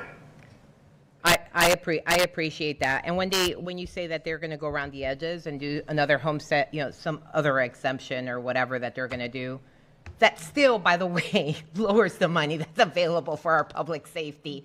For those that may not understand that, you're just taking money away from that. So I get it. Yeah, understood. Yeah. But I want to. That's the only way they can respond to the governor beating them over the head about how they need to reduce property taxes. If they do something, they at least have something to talk about. So, but they may not. I mean, I think the Senate definitely doesn't have much of an appetite for it. But when you get to the end of the process and horse trading happens, then you never know. So, I appreciate that. So to your point, Councilmember, specifically when we were talking about nibbling around the edges, one thing the Florida League of Cities and the associations have been really clear about is that for any property tax reform, we want a dollar for dollar replacement. Because there's been this broader concept of, property taxes, and we'll maybe do a little bump to sales tax or something like that. But to your point, it takes every dollar you cut off from the property tax, you have to make it up somewhere else if people are going to expect the level of service that they've come to expect or continue to expect that. And I think Oscar laid the last piece out. From my perspective, the legislature body has taken this seriously. The hearing that they had on the 22nd and 23rd of September, where they spent 2 days bringing in actual experts from across the state on what does property tax do for local government, for county or municipal, for county, for fiscally constrained, from the constitutional officers. You don't take 2 days to listen to experts if you're not going to take the issue seriously. But there's a separate political piece where the governor wants this to be done in a way that he wants it to be done, and that dynamic is going to play out in this legislature. But we're going to keep giving all the information and arming our legislators who have said, no, we hear you, we understand that impact, and we're going to give them the data that they need to have this fight for us. No pun intended, but arming your legislators with the information of all the body cam costs and tasers and the contracts that we're right now executing and the costs that are associated with that. That pot of money is pot of money that would go for these type of things. Absolutely. And we see those costs just ballooning. That was one of the things that came up in that property tax hearing was the mandates that the legislature has put on the counties specifically, but also for local governments for taking care of the budgets of the constitutional officers. When you look at these budgets, there are certain things we as a city have no control over whatsoever. The state says you must fund this, retirement fund at this level. You must pay for these increases at the state attorney's office, all these different things, and that money is set aside. So I think that message is starting to sink in as it's being repeated. Great. I'm glad it's sinking in. Thank you, Chair. Absolutely. Anyone else? Councilmember Fix Sanders. Thank you. Quick question. So, John, and I think it is stuck with me when you initially started out, it's going to be chaotic, lame duck list. So what are our next steps for U.S. Southern? What are we to expect over the next couple of weeks, month? What are we to expect since it seems as though activity, although chaotic, will be stagnant? Yeah, so right now we have 2 committee weeks in October. There's 2 in November, and then there's I think 1 or 2 in December. So we have our full team up there. We're going to be bringing back down all the information from what's going on during those committee weeks, what bills are moving, what's not moving, what the budget process is starting to look at. So that's really the next couple months. Legislative session starts at the beginning of January, when everything really hits the ground running. So yeah, we're going to be working through these committee weeks. Again, keeping you updated on what's moving, what's not moving for those, and then come session, we'll be giving you the reports you need. You'll be ready. Thank you, Chair. Thank you. Back to Councilmember Driscoll. Thank you. I just noticed a little bit of wordsmithing that might be needed on the front page under Resilient Florida. It says that the program is a vital source of funding. We work to prepare and respond to a variety of natural hazards. Got it. The we work part. Yeah. I just noticed that doesn't. That is correct. It looks like you made a change and then didn't delete something. Yes, I see that. We'll make sure that is cleaned up. Awesome, thanks. Is that it? Yes, thank you. All right, very good. So seeing no one else, I'll go ahead and take a quick turn. So, John, how many bills have been filed so far? It's quite a few, right? Oscar, do you know the answer to that? I do not. I think I'm on, I'm on here now, and, the site is always fun to, go through. I mean, they're filing bills even, as we speak. Nice. So, yeah, a few hundred. a few hundred already. So a couple that I pulled out, and David, I'll send you a list since we're just beginning our tracker. What is this, the second week of committee already? Yes. But there are a couple of bills, one specifically SB 48, which is just labeled as housing. When you read about it, it is an ADU bill. We've done a lot of I consider to be groundbreaking work here in the city of St. Petersburg around our ADUs, and we did that in collaboration with our community. As I understand this bill, it kind of kicks the door open a little bit to maybe a few things that our neighbors may not be very happy about, so I think we should certainly track that one. What was the number on that? That was SB 48. It's just labeled as housing, so unless that hits your eye, like I'm sure it does Oscars, then you might not dig into it and see that it's specifically an ADU bill. So definitely want to make sure that we're looking at that. There's another land use bill I won't get into because I haven't read the entire thing, but it's SB 208. A lot of stuff regarding, some tax credits and some homestead exemptions. One of them that I'd like us to keep our eye on because it might evolve is HB 51. It is tax credits for housing for homeless employees. This one hit my eye because when you actually read it, it really says housing for employees in general. The title says homeless employees, but the bill says housing for employees. One reason I was interested in that was because, once again, St. Pete being the leader, we did the employee assisted housing program here.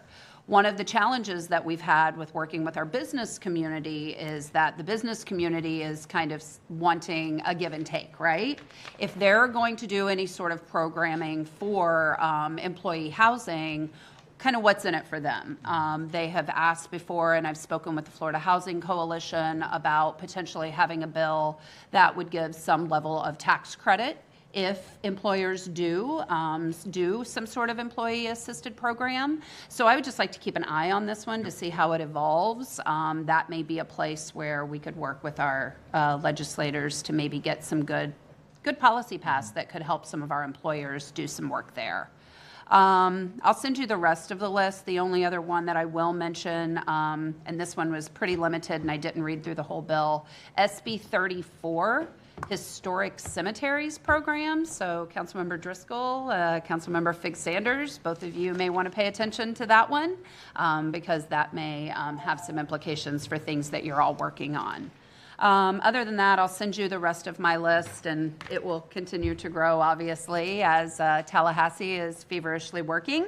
But City Council, I wanted to ask, do we feel like we are at a place to move anything today for our draft agenda? Or I'll turn it over to you, Vice Chair Hanowitz, because, we can bring it back again for another swipe at it, or we can bring this in for a landing today. It's really up to all of you.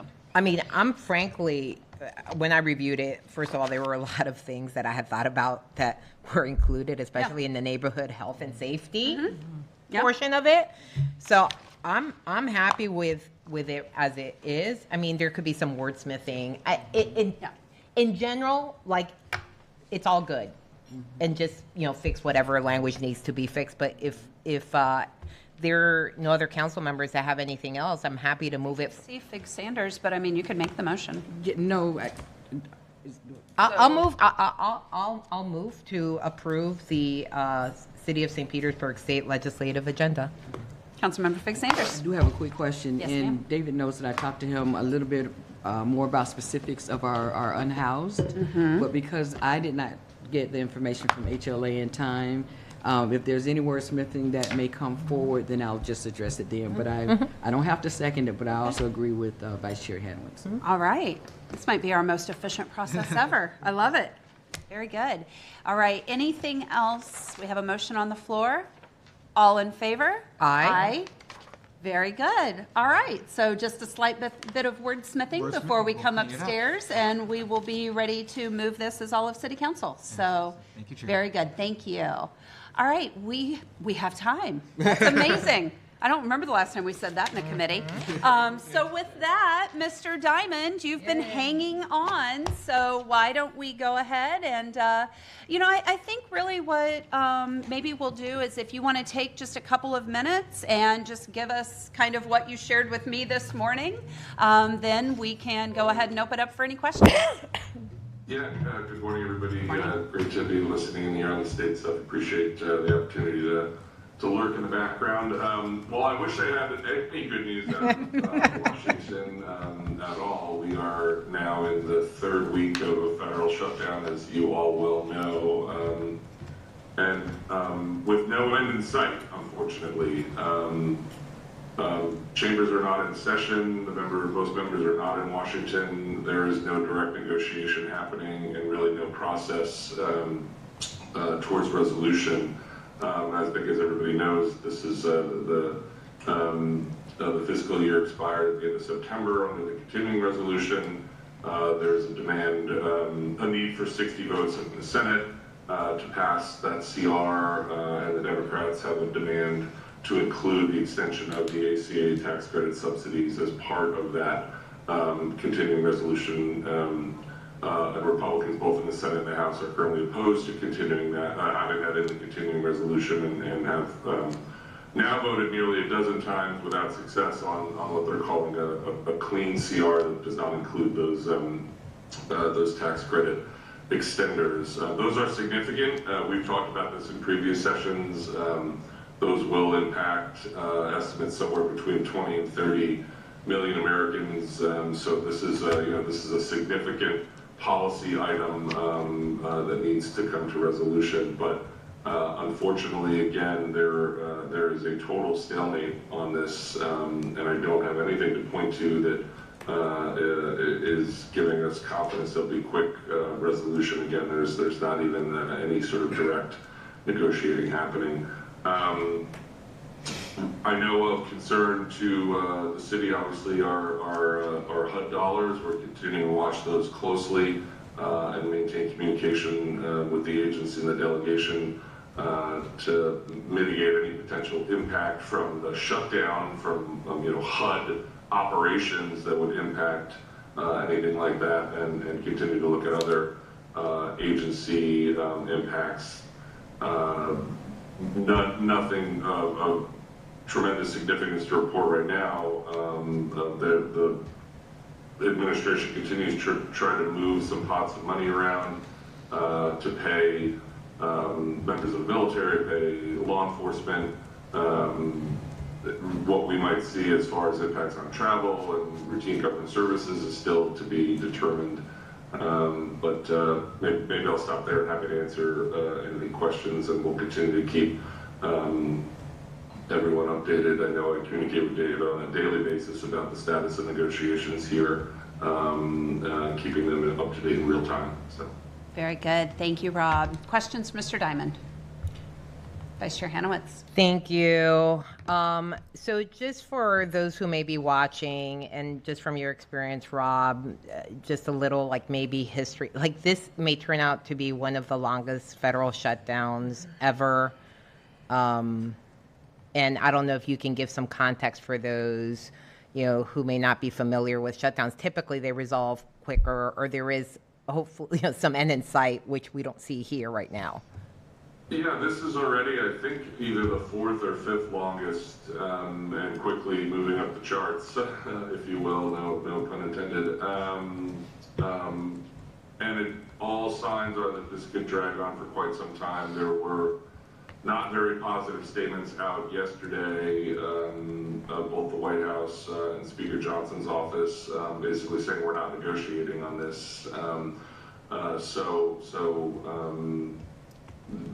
All signs are indicating that this will continue for some time, with neither side looking to kind of give in on the need to either vote on a clean CR or include the healthcare subsidy extenders that are necessary to continue with that program. But we're going to, the unfortunate part is, well, as it goes on longer, what you do see are more and more day-to-day federal government services impact, everyday citizens. So that will continue to get, that will continue to affect people. And in the past, that's often what has led to force people to the table when you do see lines at airports and you do see park closures and you can't get your passport and the day-to-day stuff really does start to dig in and take effect. And members are hearing from their constituents tends to, and federal employees aren't getting paid and things like that. That all starts to snowball. I can't tell you with any degree of certainty when that pressure will, get significant enough to move. Again, they're very dug in and not even talking at the moment. Well, thank you for that, Rob. You answered the other part, which was, what normally brings them to the table, and it's the effects, obviously, that the public has when they start experiencing that, whether it's at airports. I know people that have been flying that have been very concerned with the federal shutdown and how that affects them. So I appreciate it, and hopefully they can come to an agreement soon. So thank you. Thank you. Councilmember Fix-Sanders. Thank you. And just to piggyback on that, we had to cancel our trip to D.C. that we were getting ready to take next week sometime. But just to answer, I Googled the longest shutdown was in 2018 to 2019 that lasted 35 days under the same administration, 35 days. And the second longest is 21 days. So as you say, we are quickly climbing the chart as far as the length of shutdowns. Because as you said, this is the third week and the second longest is 21 days. So we're there. Unfortunately, we are there. I just wanted to give that little FYI. Thank you. So we've been here before. Fun. I don't know if that's helpful or not, but. So I just want the one nuance I want to say of being here before is that the last 31-day shutdown was a partial government shutdown where most of the government is actually funded. It's about a third. Yeah. This is the first time we've been in a situation where we've had a full shutdown. And I think one of the nuances, and Rob kind of talked about this, is that the president is moving money around using the tariff kind of account as a slush fund of sorts to make up for some of these losses, which in a weird way is prolonging it because the effects have not been as felt. So it's really a live moving ball in many ways that we don't like to anticipate. Well, and the effects are going to be felt one way or the other, right? And I think for us, from where we've been over the last year, seeing, how important FEMA is and the National Flood Insurance Program, that's always going to continue to be one of my biggest concerns. Anytime the government, federal government starts to tinker with things, when they start to tinker with FEMA and NFIP and they don't fund, that could have such a dramatic impact on our community. We're still in hurricane season. New NFIP policies are not being written. You cannot renew NFIP policies. So if your policy comes up and it needs to be renewed today, you're not getting a renewal. Now you're talking about lenders doing force-placed insurance onto people. That is an affordability issue. It just trickles down, and that is if we don't even have a hurricane. Knock on wood. If we do, now you're talking about delayed claims being paid. I mean, the implications are so deep, especially for a community like ours. And so I think just continuing to try to, if residents that are being affected can continue to reach out to their legislators and make sure, like Vice Chair Hanowitz said, they're only going to move when they hear from the people that are being directly affected. So thank you, Rob, for being with us today. I really do appreciate you. We'll have you back next month. Councilmember Driscoll, did you have something? I'm sorry. No. I thought I saw your hand, but then I wasn't sure. Okay. Brushing my hair away. Well, you have the floor if you want it. I will say I have been keeping an eye on what's going on with our Coast Guard sectors in Petersburg here. And during that last long shutdown, we did have the city council office did a drive for donations to help the families with gift cards and things like that because they weren't getting paid. My understanding, Rob, I know they said that the military is getting paid and that should include the Coast Guard, but do you have any verification for that? Yeah, they should be. There were announcements this week about military pay, and all of that did include the Coast Guard. So all conversations right now about the pay for our service members does include the Coast Guard. They obviously operate out of the Department of Homeland Security, not the Department of Defense, but that is definitely part of the conversation. So. Yeah, since they report differently, sometimes they're treated differently. But my understanding is that they're still okay. I'm just kind of keeping an eye on that in case something changes and we have a need to step up again. And I know we can work with Allison at the hub and really, put our arms around those our Coast Guard families if they need it. So absolutely. What concerns me is, I think the pay cycle was yesterday, the 1st and 15th for members of the military. And yes, again, I agree that the Coast Guard is currently continued. What is unclear is how sustainable it is for the administration to pay over the long term, because they, in their own words, are using creative accounting to fund payroll.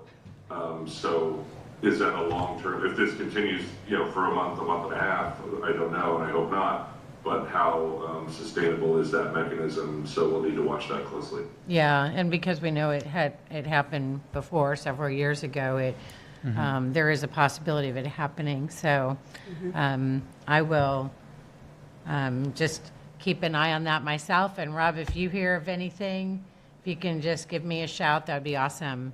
And we're in touch with our Coast Guard folks on the ground. I had a conversation on Monday with some, just because I was there in D.C. the same time, right, when that shutdown was happening. So I know exactly, what you're talking about here. So we're keeping them in communication. If there's anyone you'd like us to reach out to as well, we're happy to do that. Yeah, thanks. I think just really focusing on the local sector. Yes. They, since they're out there and just doing their thing, a lot of people forget that we actually do have that branch right here in St. Petersburg, and we want to make sure we show them support. So let's stay in touch on that. Absolutely. Thank you, Chair. Thank you for that.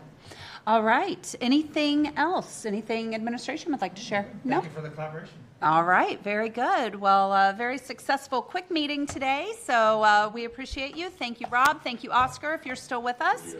Thank you, John, for being with us today. And with that, meeting adjourned. Thank you, everyone. Thank you, Chair.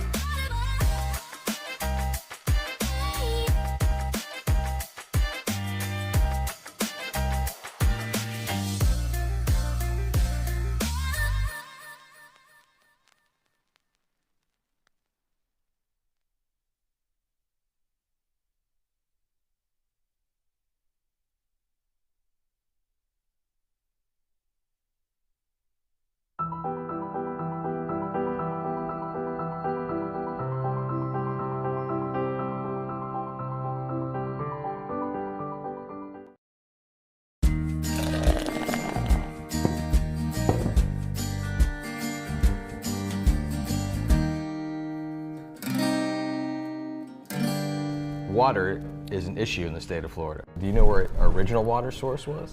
Back in the day, I believe it came from what we call Mirror Lake today. And back then, because it served as the city's reservoir, they imaginatively called it Reservoir Lake. And it supplied the city water for quite some time. And during the Spanish-American War, there would be troop deployments come over from Tampa to get water from the lake so that they could take back to the troops who were waiting to embark to Cuba. They did. I remember seeing a newspaper article from the day the ships were leaving Tampa, and it almost became chaotic because a number of the ships that left Tampa had to come to St. Petersburg, take on water, go back to Tampa. The speedier ships wanted to leave Tampa and hurry and invade Cuba, and it became just some craziness in the middle of Tampa Bay there. It would have been chaotic. Very chaotic.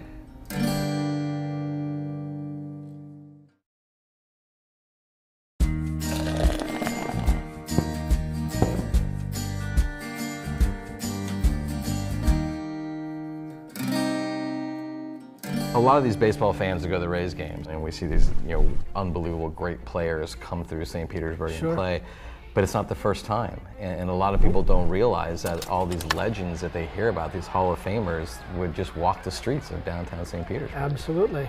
I think the first baseball team came here for spring training in about 1914. 1914 was a huge year. It was a huge year for us. When you think about it. So it was the St. Louis Browns, and they played here for a couple of years, but they presaged those Roaring 20s, and part of the Roaring 20s was the coming of the New York Yankees. And they had all the big names. They had Babe Ruth, they had Lou Gehrig. They played here and they partied here at the Gangplank, probably. I'm sure. Babe Ruth and Lou Gehrig stayed at the Florenton Hotel, which is still downtown. And the Yankees played here until I think it was 1961.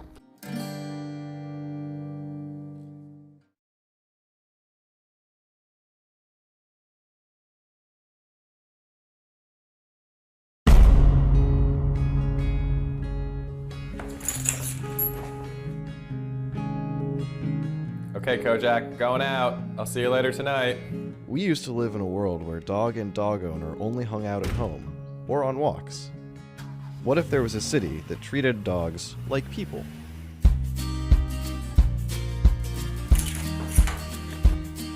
Hey, Kojak, you ready to go? Let's go.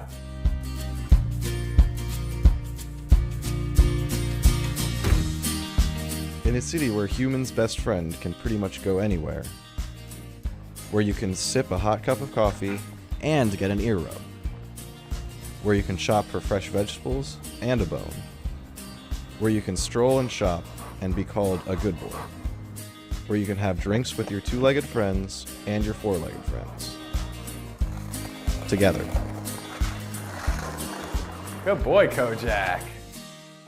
From the city that brought you Dog Swim Day and 6 dog parks citywide, comes a movie where we will play, fetch, go to work, meet friends, fall in love, and grow up. We all fall in love with our dogs. Now watch our dogs fall in love with the city.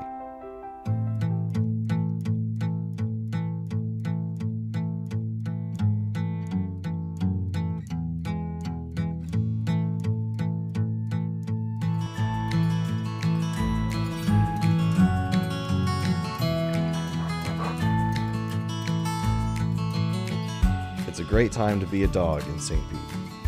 Now playing. All right, Kojak, good boy.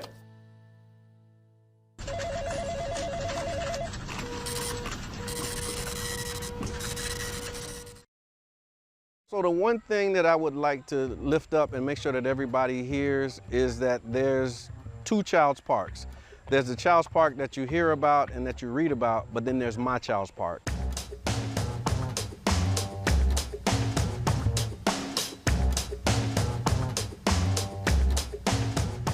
The parameters of Child's Park include 34th Street South to 49th Street, and then 18th Avenue to 5th Avenue South. And that's the Child's Park neighborhood, but the greater Child's Park area actually covers about 3 neighborhoods. It goes to about 1st Avenue to around 30th Avenue South.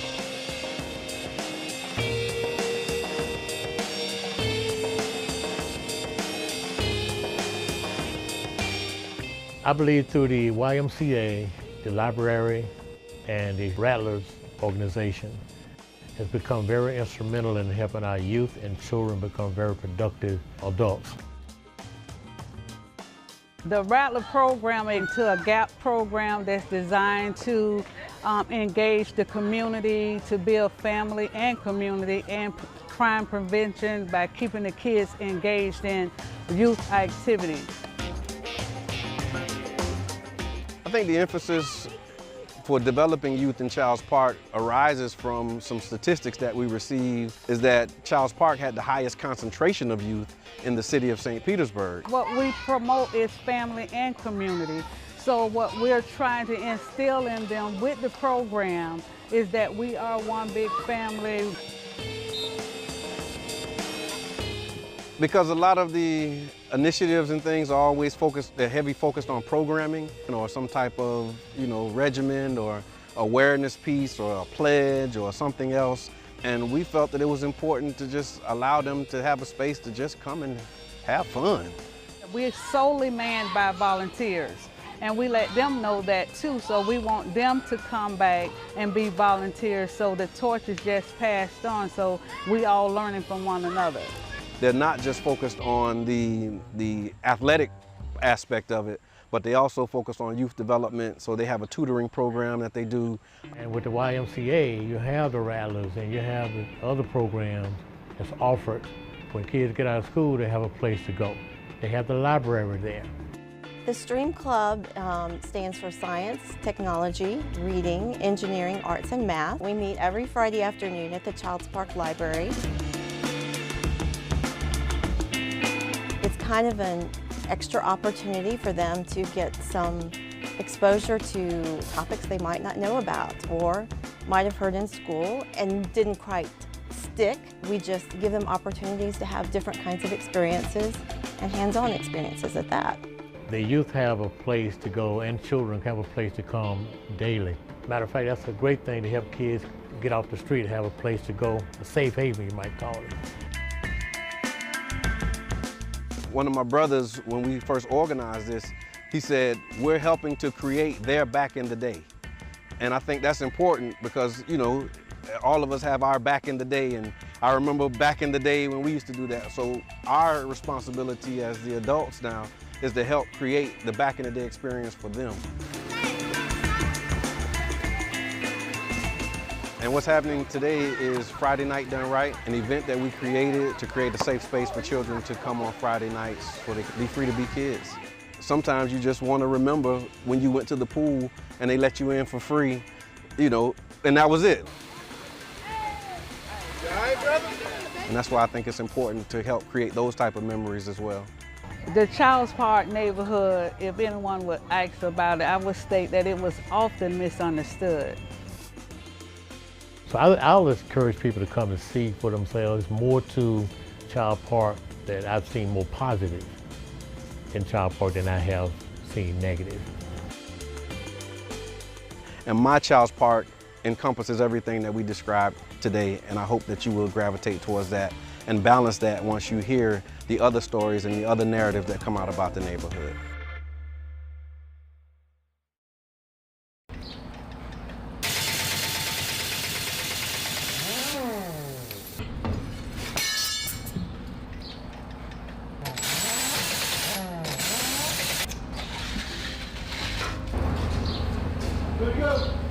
My name is William Clifton. I work at the tire shop for the city of St. Petersburg. I'm a tire and wheel specialist. My general responsibilities are to make sure everything rolls. We just make sure everybody's rolling safe.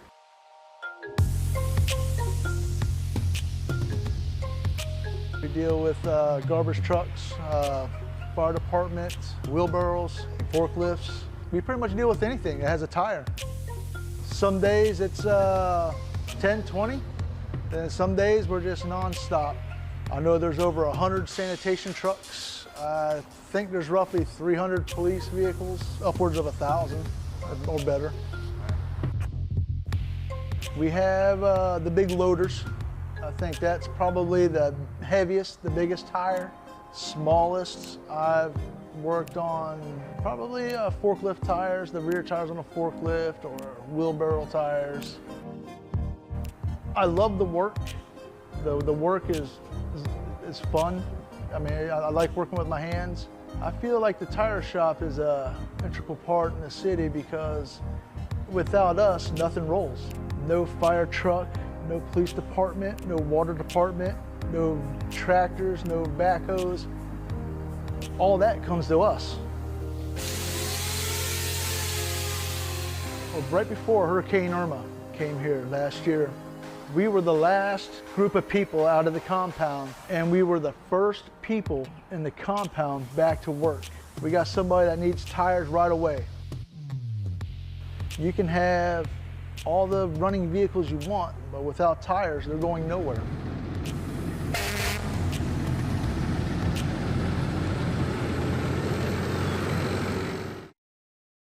Hey St. Pete, I'm Amber Bolding, your Emergency Management Manager, here to explain the difference between floodplains, FEMA flood zones, and evacuation zones. Understanding these terms is key to protecting your safety and property. First up, stormwater floodplain. This is where water naturally collects during heavy rainfall due to the terrain and our stormwater infrastructure system. If you're in a stormwater floodplain, your property may be at greater risk of flooding from heavy rain. Next, FEMA flood zones. FEMA identifies these areas based on flood risk from storm surge or proximity to water. This affects flood insurance requirements and building regulations.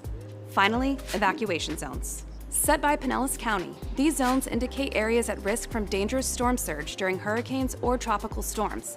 An evacuation order means you must leave. This is about protecting lives from potentially deadly storm surge. Pro tip, being in a non-evacuation zone doesn't mean you're in a non-flood zone or outside the stormwater floodplain. Heavy rainfall can still cause freshwater flooding. In St. Pete, you need to know your zones. Visit stpete.org/hurricane and use the Prepare St. Pete map. Just enter any address or click a location on the map to see its stormwater floodplain, FEMA flood zone, and evacuation zone.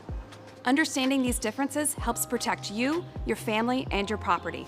Stay informed by following us at St. Pete FL before, during, and after storms. Stay safe, St. Pete.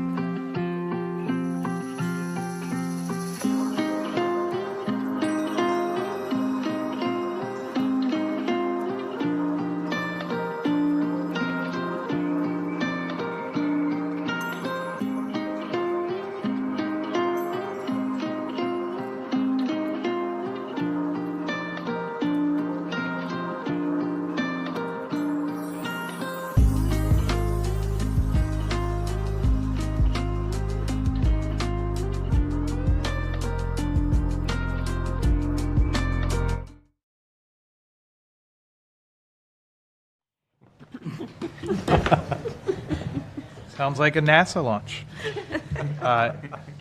Good afternoon, and welcome everyone to the Citizen Advisory Committee meeting of the South St. Pete Community Redevelopment Area. We are convening at 5:22 p.m. August 5th, 2025, here in City Hall. I'd like to take the chair's privilege for just a brief moment of silence, sharing just the recollection of the city attorney who tragically passed away a month and a half, 2 months ago, Michael Dima, that used to sit at this table with us for many years. And if we could just take a moment of silence for Michael, please.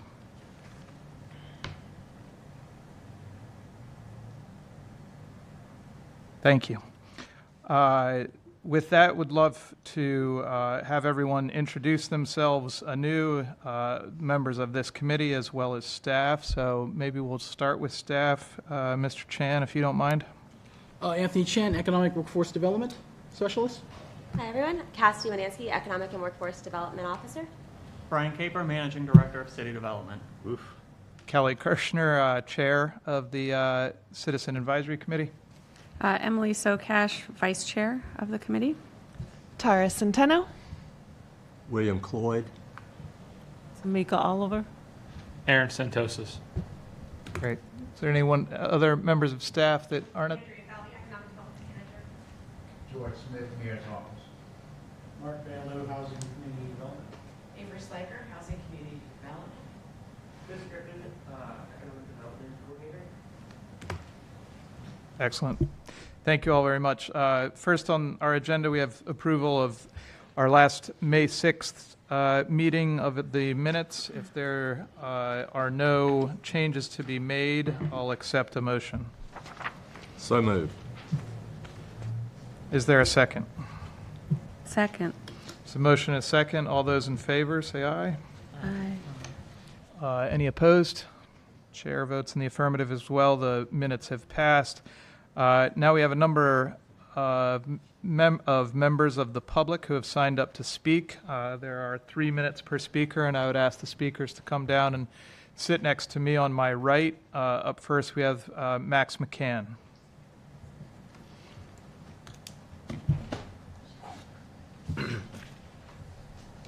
Hi, everyone. I'll set a timer too, so I know how much I got. All right. Max McCann, 2648 3rd Avenue South. I live in the South St. Pete CRA, and I'm here to ask this committee to approve, prioritize, and expedite transportation programs that make our streets safer. Shortly, when I moved to St. Pete, my car insurance doubled overnight in price, and I soon found out 2 months later why, when I was involved in a traffic crash just a few blocks away from here, and a Jeep ran a red light and smashed into our little Prius. My back was hurt. My wife's back was hurt even worse, and she had to get nerves burned off of her back, and it was a really hard time for us. And what I realized was that's not an isolated incident. Traffic violence is a crisis hiding in plain sight. We've got some of the most dangerous roads in the country here in Tampa Bay, and everyone I know has either been seriously injured in a traffic crash or knows somebody who has been seriously injured or worse in a traffic crash. So what do we do about this? Driver education, police enforcement, those have a role to play, but the answer is designing streets that are safe. We know how to do this. We know how to design streets that prioritize safety over speed, and one of the obstacles is funding. That's why we don't do more of this. That's where this CRA can come into play with the flexibility and stability that it can offer to make our streets safe, especially on the south side, where we have a number of high injury network corridors. That can be a huge positive to our population. State and federal funding for these projects are becoming less reliable by the day, so that's why the CRA is even more important. I'll just illustrate how important this is. One quick point. I know that the city is planning to do improvements on 28th Street that include traffic calming, and I think that the CRA is involved in that, and I applaud that. But to illustrate how urgent this is, the city's been working on this for about 5 years now, and just this past week, a cyclist was hit about a block away from my house on 28th Street. I don't know the severity of the crash, but I saw the aftermath, and I saw that with the force of the impact, the front end of the car was basically destroyed. So I can only imagine what that did to a human body. So if this committee in the past had moved faster, I believe that crash could have been avoided. So let's please prioritize, expedite, approve transportation projects. Thank you very much. Thank you, Mr. McCann. Impressive on the time, too. Appreciate it. Daniel Camardello. Camardella, sorry. Hi, my name's Daniel Camardella. I live at 2726 2nd Avenue South. I'm actually just a block away from Max, so I'm also familiar with that accident that happened just next to my house. Complete Streets Initiative, I mean, that's a more than 10 years old initiative where we've seen almost nothing happen on the south side. 28th Street, huge priority. Martin Luther King, huge priority. And the south side is where there's the highest pedestrian population in St. Pete. That's where you have the most people without cars, the most people who depend on walking, biking, public transit, and it's also the most dangerous place. So we need movement to happen. There's a lot of time that's spent doing studies. I don't know how many studies we needed to do to know that having 4-lane roads going through the south side with cars going 50 miles an hour and a sidewalk and a shoulder for everybody else is not conducive to public safety. So I think the CRA funds are sitting there waiting to be used. I would love for us to just get more proactive in just putting them to use. So complete streets, bicycle lanes, safe crosswalks. We have greenway options that are also pretty affordable, easy to implement, and the money's there. And like Max said, we're not going to get federal, state money, not from any of these, current politicians. So please, thank you. Thank you very much. Next up, Carrie Brown.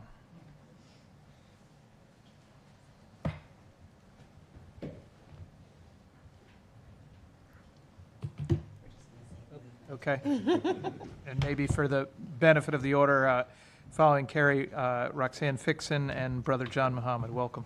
Yes. Good evening. I am Carrie Hepburn Brown, one of 3 co-directors for Policy Partners. Policy Partners is a local nonprofit whose mission is to make policymaking more informed and inclusive by bringing together decision makers and impacted communities to shape and implement equitable policies and practices. I have personally lived and worked in St. Petersburg for over 25 years, and some of you may be familiar with some of the things that I've done. But ultimately, we come as a group of people who just care about St. Pete. I've done everything from Healthy Start to helping to pull together what was Johnny Ruth Clark, which is now Avara Health. So our commitment runs deep. And because of that, we thought that the 10-year anniversary of the adoption of the St. Petersburg CRA redevelopment plan was necessary. We tried for about 2.5 years to get funding to really just do an assessment of what was happening with the funds. And ultimately, we were unable to secure funds. So we decided to self-fund an event ourselves. And so what we have and wanted to do today was to talk to you about this report that we have created. We requested to be on the agenda because we actually wanted to be in conversation with you, not just give comment. We respect your authority as one of the governing bodies of the CRA.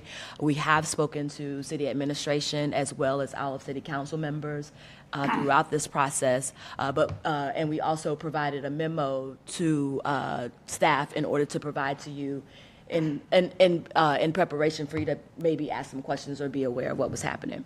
But I want to jump into what the report is. So the 10-year anniversary of the redevelopment plan provides an opportunity to reflect on the plan's original goals and understand the current reality. The Policy Partners team embarked on this endeavor to do the following: understand how and what has changed in the South St. Petersburg's community redevelopment area over the past 10 years, explore how much has been invested and how these investments were utilized, and update the baseline data compiled as part of the requirements to establish the CRA. We really are wanting to foster curiosity and spark excitement with this work. We only use publicly available data, and so I'll let you know we use the original CRA plan, the annual financial reports, the annual budgets, and the American Community Survey data. The last time we retrieved information for that was June 6th. We do not have any conclusions. We do have some recommendations, but really we want this to be a start of a process that continues to really help us collectively reflect, re-examine, and reimagine what the CRA can be. Excellent. Thank you. Ms. Fixon.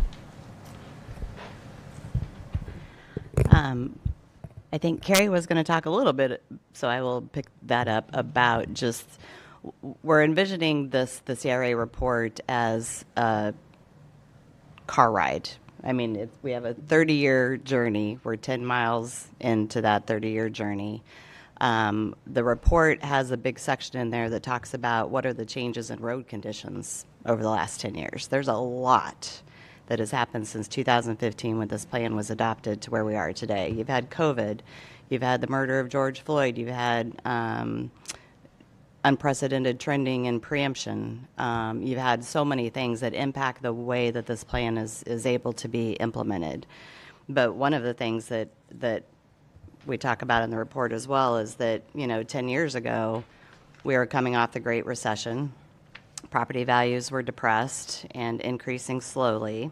So there was a conservative estimate back in 2015 that property values would increase by 2% every year in order to generate the TIF funds that go into the CRA trust fund.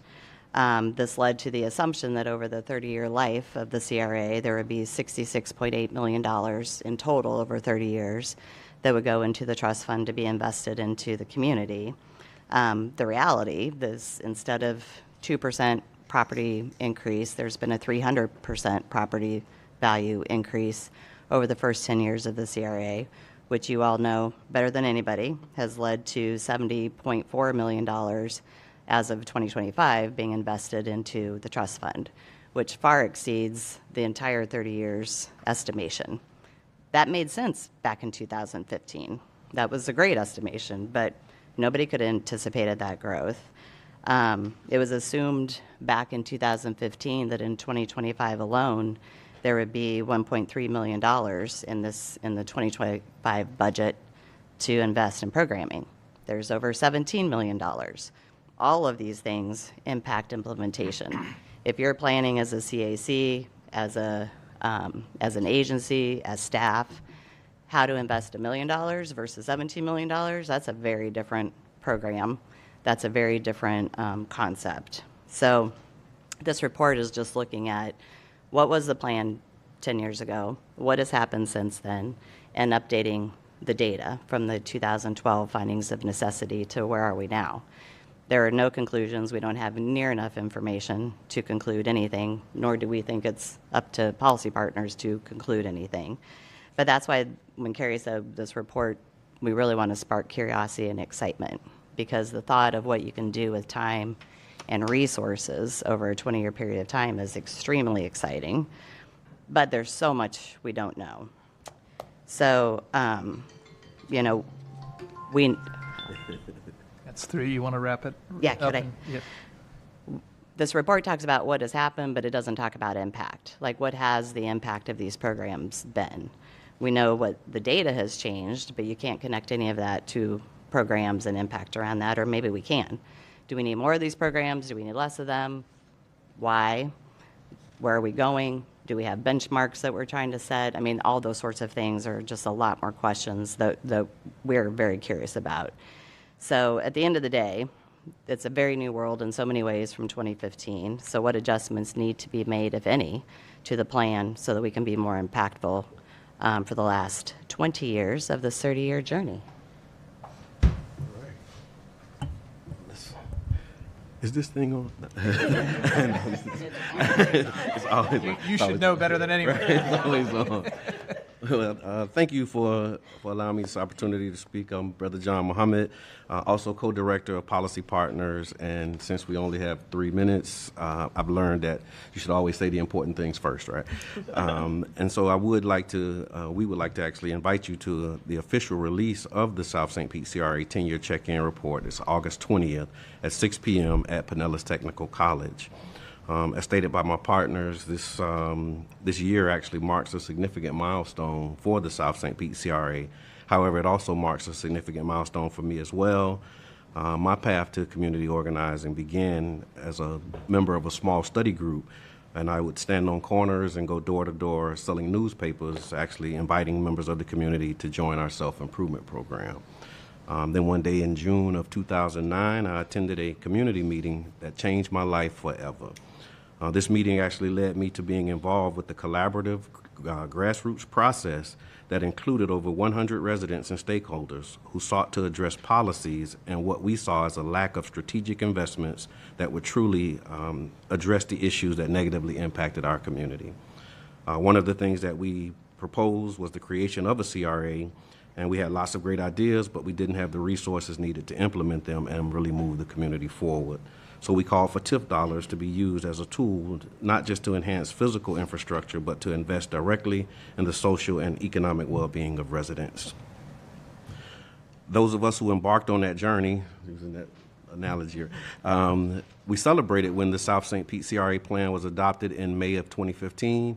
And to be here today as a lifelong resident, a father, grandfather, and someone who went from standing on the corner selling newspapers to actually serving on the St. Pete City Council is truly a blessing. So I'm also grateful to be a part of this amazing team who recognized that the 10-year anniversary was really too important not to be acknowledged. And so this check-in actually gives us the opportunity to reflect on the goals and also tap into that hope and optimism that we had when we were advocating for this, so that we can all see the vision come to full fruition, while also recognizing that we still have 20 years left to go. One of the things that I learned and became aware of while serving on council was that it's very rare that you have money and time, right? And with the South St. Pete CRA, we have both.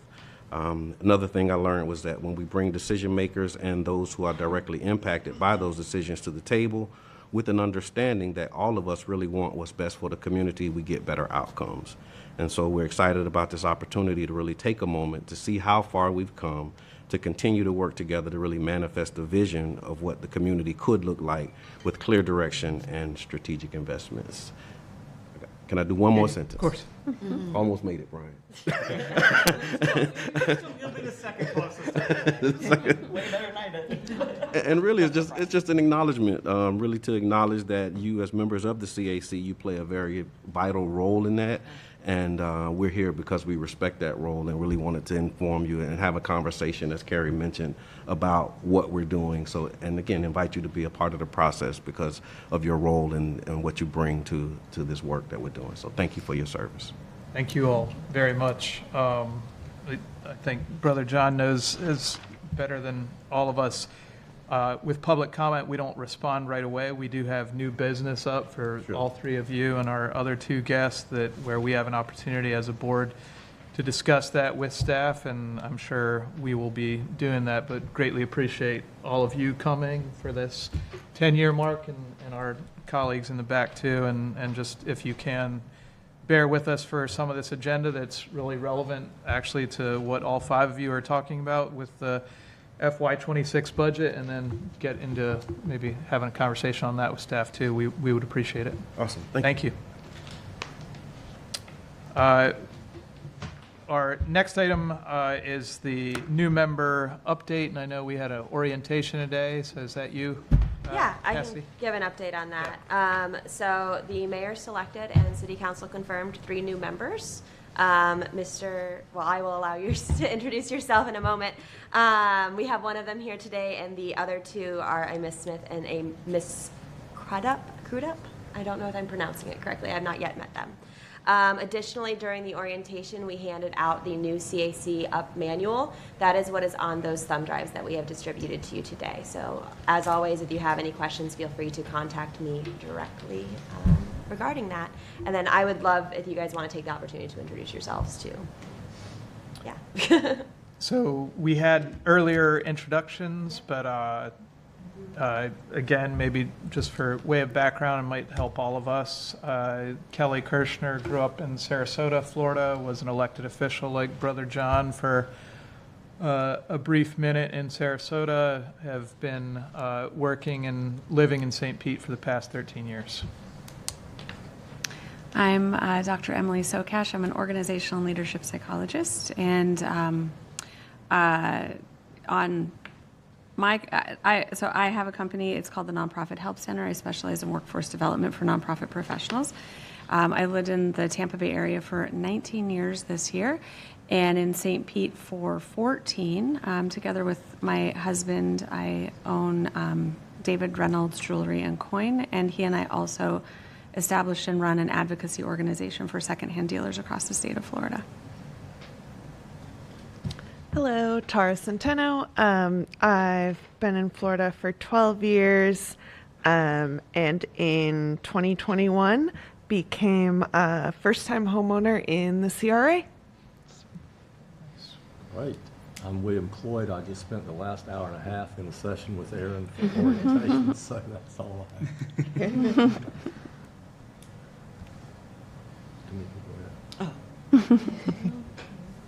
Just born and raised in St. Pete.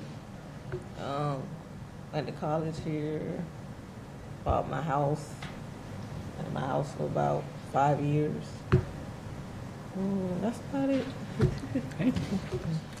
So I'm Aaron Santosis. I've been living in St. Pete for about 1.5 years now. Came to the Tampa Bay area in October of 23, originally from South Florida, West Palm area. Just a quick background on me, and kind of I think help show kind of like why I kind of like this place so much and why I will stay here and not go back to South Florida. Currently I work at HCA Healthcare. Before that I worked at Duke Energy, did a lot of workforce development, worked a lot with St. Pete College, talent pipeline, things like that. Learned a lot about kind of like city infrastructure within a regulated utility. Before that, worked at Junior Chief in the Tampa Bay, so kind of had that nonprofit aspect and that involvement in the community, especially on the education side. And then prior to that, I was in the Navy for 6 years. Submarines, nuclear power plants, power nuclear reactors. I was one of the lucky folks who got to work in that atmosphere. But did a lot of kind of was a part of a very large culture change on my submarine. Was one of the first to have enlisted women on that submarine. So kind of, you know, seeing that kind of almost like a workforce development initiative and relations in that regard kind of shows what boards, teams, committees, councils, you know, insert your word here, of what we're kind of capable of, and you know, you kind of put minds together and you know, find a cause worth serving. So honored to be here with you all. Very much appreciate everybody, and yeah, super excited. Welcome, Aaron. Thank you. Following in the footsteps of Jimmy Carter, who was a submarine nuclear officer, Rest right? his soul. He was our guy for sure. I'll tell you that right now. Excellent. Welcome. We're really honored to have you here with us and look forward to all your contributions. Next up, probably the most important work that we do every year is review the proposed budget that ultimately it is the prerogative of City Council to approve. And we have a presentation today from staff on the proposed FY26 budget. Great. Thank you, Chair. Good evening, everyone. So before we jump into the presentation, I did want to just kind of recap the budget process as we've sort of evolved, and last year was really the first time that we've synced up the CRA budget with the city's overall budget. So our city fiscal year runs from October 1st through the end of September. We do both now, the CRA budget as well as the city budget, in 2 different steps. So what we're going to talk about today is a little blended. But you would actually see this unfold in 2 different efforts with City Council. The first is going to be any new money coming into the CRA. So that will be the new funds for FY26 coming in, both the city increment TIF as well as the county increment TIF. That is done as part of the overall city budget process in September. So there is a first reading at the first City Council meeting in September and a public hearing and adoption approval at the last meeting in September. Then we have rollover funds. So projects that have previously been committed or funds that have previously been allocated for a particular program, maybe that program is still in effect, or for instance, you'll see quite a bit in some of our affordable housing projects where it takes potentially sometimes years between when they've come to us to have that initial conversation and when they're ready to actually move forward with an agreement to City Council. That cleanup process occurs in November.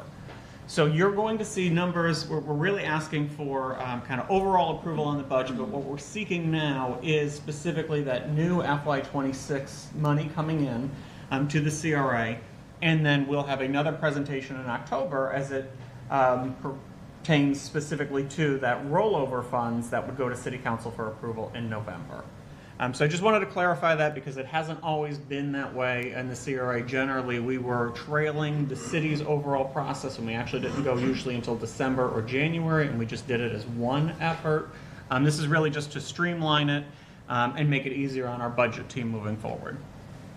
So to start, we are asking that the CAC recommend to the CRA, the agency, that City Council appropriate an estimated $20,921,991 in FY26 tax increment revenue for use in the FY26 CRA budget, and then allocate that above revenue into the following categories. Housing and neighborhood revitalization of $7,610,736, or 36.4% of the overall new money incoming to the CRA. Business and commercial development of $9,511,255, or 45.5%.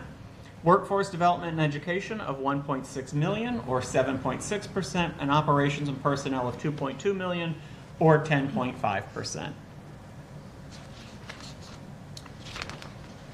So as mentioned, there's really three different components that go into the overall budget coming in. So we have the city revenue, increment revenue, which is $12,258,727,000. The county TIF revenue of $7,836,197, and then any interest earned on that account, which for FY26 is estimated to be $827,067, for a total of $20,921,991. In looking at the actual growth in TIF revenue, and I'd like to thank policy partners for kind of previewing this for us. It has drastically increased from original projections. As Ms. Fixon mentioned, in the original plan, it was estimated about a 2% growth rate. We've seen substantial growth, significantly more than that, and where we thought we would be at this particular year, 2026, was 1.4 million. Instead, we are looking at close to 21 million. So significantly higher than initial projections, which is a great thing. It allows us to do quite a bit. Within the housing portion of the budget, the housing and neighborhood revitalization, this goes to the following programs. The Affordable Housing Redevelopment Loan Program, which primarily goes to assist both single-family development, so that support of the creation of new affordable housing in the CRA, as well as multifamily. So if a developer is coming in and wants to do a project, we tend to be the funder of last resort. We ask to first go look at that 9% low-income tax credit, 4% low-income tax credit, but if there is that gap, the CRA can come in and sort of make that project able to move forward, and that is under the Affordable Housing Redevelopment Loan Program. Then there's a number of single-family residential programs. The Home Ownership Program, which includes our Housing Rehabilitation Assistance Program, or RAP, our Down Payment Assistance, DPA, the Rapid Roof Replacement Program, Housing Legal Services. There's also the Affordable Single-Family Residential Facade Improvement Grant Program, and the Affordable Residential Property Improvement Grant Program. Of that, there's one program that really runs under that umbrella, which is our rebates for affordable residential rehabs, or the RRR program. And then finally, Paint Your Heart Out. In addition to the housing programs, our neighborhood planning program is also included in this overall bucket. Currently, as part of that rollover I mentioned, there's about $17.8 million that has been allocated for housing and neighborhood revitalization. A lot of that is currently encumbered. So as mentioned, there's several multifamily developments that we have made commitments to, but that we don't necessarily have an agreement yet. So that money still shows in the account, even though we do have a commitment to expend those funds on various multifamily projects in the CRA. For new FY26 money, we are recommending $7.6 million, and of that it would go into the following categories. $3 million toward debt service for future multifamily developer incentives. And in our orientation, we talked a little bit about amending CRA plans and what would need to go into that.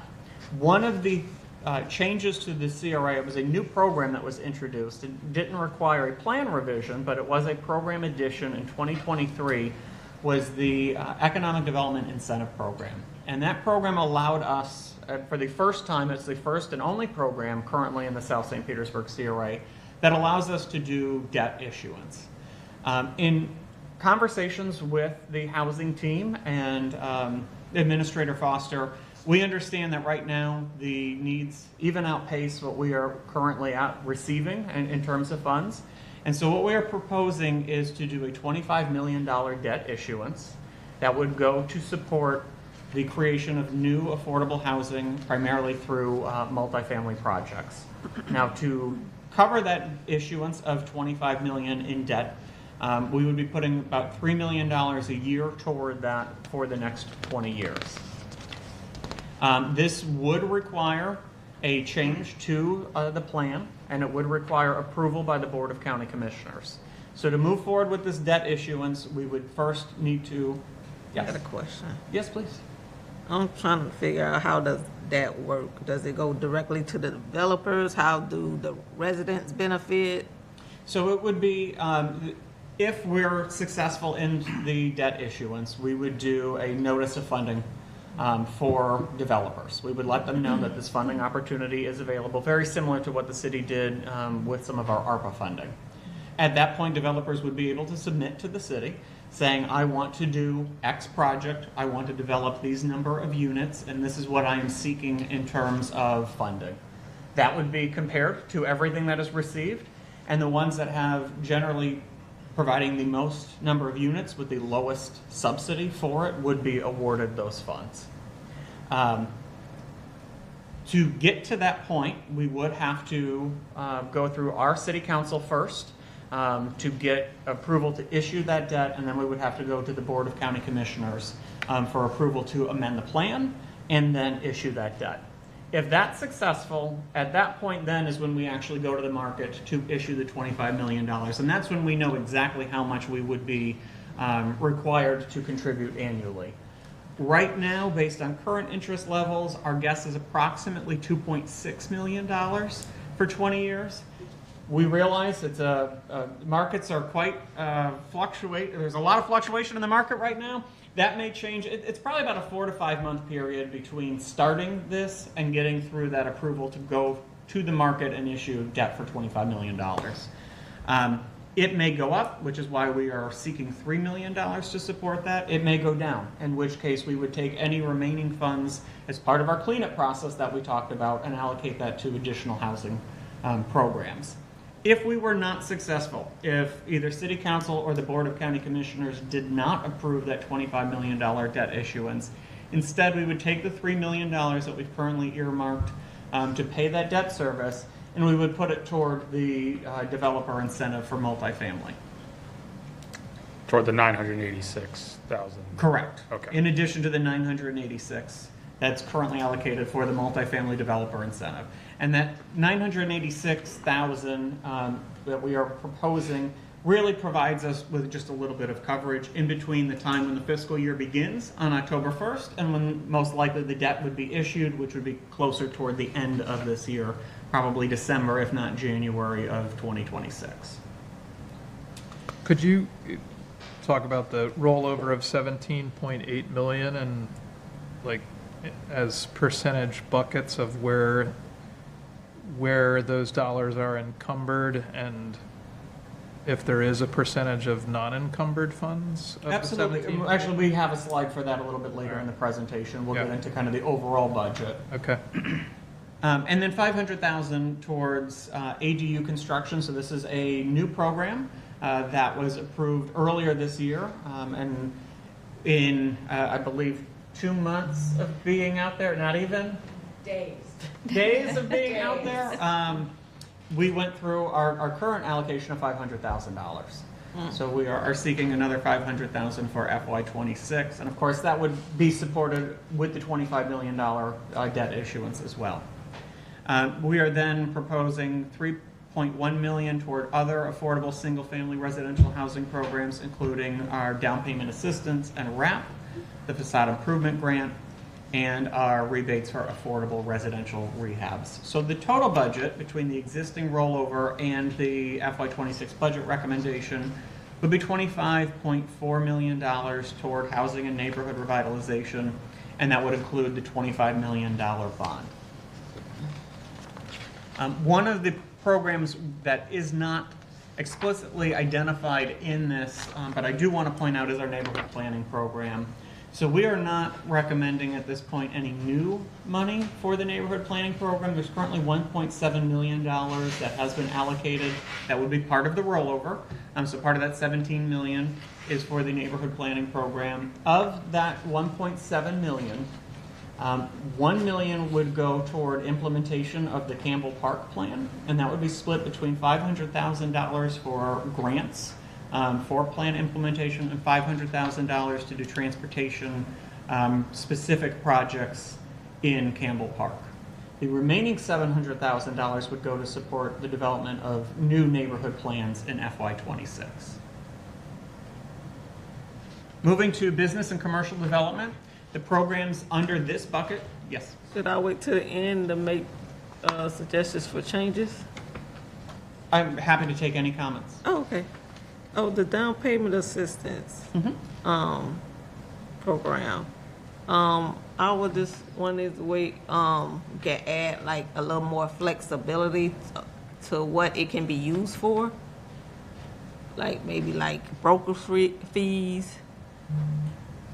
And we're joined by our housing team. Dr. Sliker, if you'd like to comment a little bit more on the DPA program. Yes, hello. Thank you. Dr. Sliker, Housing Community Development. Yes, we are looking into those instances because of the broker fees that have come up. And we know we're doing this regionally, actually. So it is Largo City, Clearwater City, and Pinellas County. We are all working together because we want something consistent. So it doesn't matter if you're in Largo, you're going to get the same thing in St. Pete. That's why we're taking our time with it. We needed to figure out what was going on with that new law for realtors, and we want to be consistent with what we're offering. We're also looking at possibly increasing the amount for the closing cost because we are the lowest city at only $5,000. So we're looking at that. We would not raise the cap of the 75, but what we would do is definitely have more flexibility within those funds of what they'd be used for. Okay. So be looking for that to come back to you all. Okay, so where is that information on what actually it can be used for? Is it in earlier packets? Because I'm trying to remember. You can find it online, or you can contact me directly and I'll get you all the information. Because we definitely have updated a lot online where you can go and download, but I can also send you anything that you'd like to see too. Okay. Okay. Thank you. What is that? Sorry. I'm sorry, Chair. What is the amount of that fund for FY26 and maybe similar to that ADU fund? How quickly does that get exhausted? I'll be bringing the ADU fund back to all of you also in October, because right now we only did 3 ADUs because we took the recommendations of this committee and did not put a cap on that 40%. We just did the 40%. In working with our ADU construction companies that are building these, we've come back with some really good recommendations for you on some caps for that so that we can get more ADUs built. Okay, and then specific to the down payment assistance, what is our allocation for that fund and how quickly is that exhausted? We are currently exhausted with our current budget. We are on pause. We have been for the past 2 weeks, I want to think, for the past 2 weeks. Maybe 3 weeks we've been on pause. And this is the first year that that's ever happened, I'd like to say. And considering that we were down for 3 months and not accepting any applications due to storm recovery and response, it went quickly this year. So we're going to have 3 million. 3 million are going to come Just in. for down payment assistance? Just for down payment. And what was it this fiscal year? I think we're around 1 or 2. It was. I'm pulling it up too. Thank you. Give me 1 second.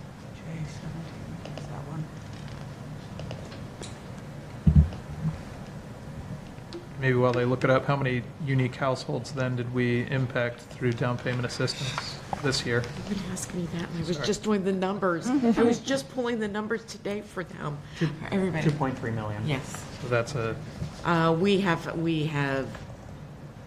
I will do a full report for you next October for October meeting, because we've done over 25. Okay. We've really done a lot this year. It doesn't sound like a lot, but it is. It truly is an awful lot to be processing. It has definitely increased. Thank you. Any other questions while we're on this? Brian? Yes. Is there any money in this budget for the program we had that helped people clear the title on their property? So that has not been fully expended. And so we are not recommending any new money into it. However, it is part of the rollover, and that program will continue in FY26. All right, thank you. I would also like to mention in the flash drives that Cassidy provided, that does have all of the most current programs, so you can also view anything on down payment assistance or any of these other programs on those flash drives. So moving to business and commercial development, programs within this umbrella include our commercial corridor planning program, our CRA property acquisition and site prep program, the commercial site improvement grant program, the economic development incentive program. Currently, there is $9.6 million earmarked for business and commercial development. We are recommending an additional $9.5 million for FY26, bringing that total budget to $19.1 million. Brian? Yes. From the existing rollover budget, is any portion of that similarly encumbered as we discussed with the housing, or prior commitments in process? The only currently encumbered out of that is part of our commercial corridor program. So we are earmarking about $3 million for transportation-specific initiatives, including 28th Street. So very timely conversation earlier. In total, out of the funds, we have about 17% of the FY26 budget that would be going toward transportation-related initiatives. But beyond that, generally, no, nothing has been encumbered explicitly in the business and commercial development umbrella. And actually, there are some legacy programs in there that we are wrapping up, such as our microfund program. And we're kind of moving on to a new model with that, as well as there are some cleanup funds for the Sankofa site, which is our Deuces Townhome project. There's about $950,000 that has not been expended in that. So as part of the cleanup process that we'll have at the next meeting, we are proposing moving some of those funds into new categories and new programs. Thank you. Moving to workforce and education, programs in this bucket include our youth work readiness and entrepreneurship program, which is the Youth Farm, as well as our workforce readiness and development program. This was St. Pete Works. It is St. Pete Works through November 1st, our agreement with St. Pete College. So that was a 5-year agreement, and that agreement does end on November 1st. We are about to go to RFP for a new 5-year program. With that, we are looking to increase under the previous current agreement with St. Pete College. It was about $950,000 a year. In our new RFP, we are looking to up that to $2 million a year. It would be an initial 3-year agreement with 2 1-year renewals at the city's discretion, so another 5-year total agreement. In order to support that, we are recommending $1.6 million in FY26, but we also have some rollover, so there's $2.4 million in existing budget, and that's primarily going to the youth farm, which is why we're not recommending any new money for the youth farm. There's enough rollover that would sustain that through FY26, and then the additional rollover with the $1.6 million in new money gets us to the $2 million new RFP for workforce development, for a total budget in this bucket of $4 million. In the last category, operations and personnel, this goes to cover any CRA salary and benefits for personnel, any training that's required, any communications and information that is required. We have an existing budget of $2.1 million. That is primarily through some vacancies that we've had. As the CAC is aware, we've had quite a bit of turnover lately, and we're down to one person currently in the CRA, being Cassidy. So we have had quite a bit of cost savings in that. However, I'm very happy to announce we are very close. We're in negotiations right now with our hopefully new CRA manager. It is my hope that we'll be introducing him at our next CAC meeting and looking to get our team back to full staff. In addition, we do support in the CRA some other positions outside of just economic and workforce development. Currently, we support 3 positions in housing to implement all of the programs that Dr. Sliker mentioned earlier, as well as a position in engineering to help fast track some of the projects. We talk about transportation, and we talk about the need to move these forward, to have a dedicated engineer specifically focused on CRA related projects. We're recommending $2.2 million in new FY26 money for a total budget of 4.3 in that bucket. So looking at them together, in housing and neighborhood revitalization, $17.8 million in rollover, $7.6 million in new money from FY26 for a total of $25.4 million, which equates to 48.1% of the overall CRA budget. In business and commercial development, $9.6 million in rollover, $9.5 million in new funding through FY26 for $19.1 million total, or 36.2% of the overall CRA budget. Workforce development and education, $2.4 million in rollover, $1.6 in new money for a total of $4 million, or 7.6% of the overall CRA budget. And then operations and personnel, $2.1 million in rollover, $2.2 million in new funding in FY26 for a total of $4.3 million, or 8.2% of the overall CRA budget.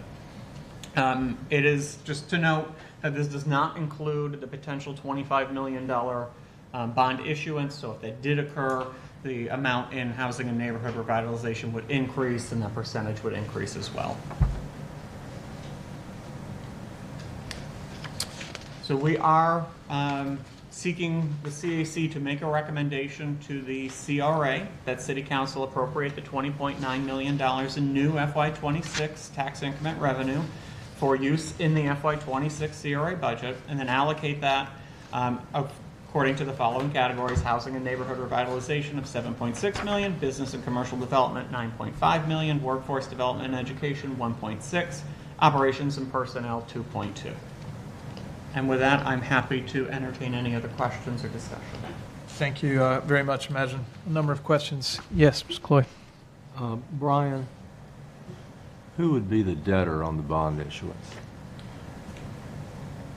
So that would be, it is municipal debt. Anyone that effectively acquires that would be the bondholder on it, and then we would be, subject to covering that. So the city of St. Petersburg would be the debtor, or the CRA would be the debtor? The city of St. Petersburg would be the debtor.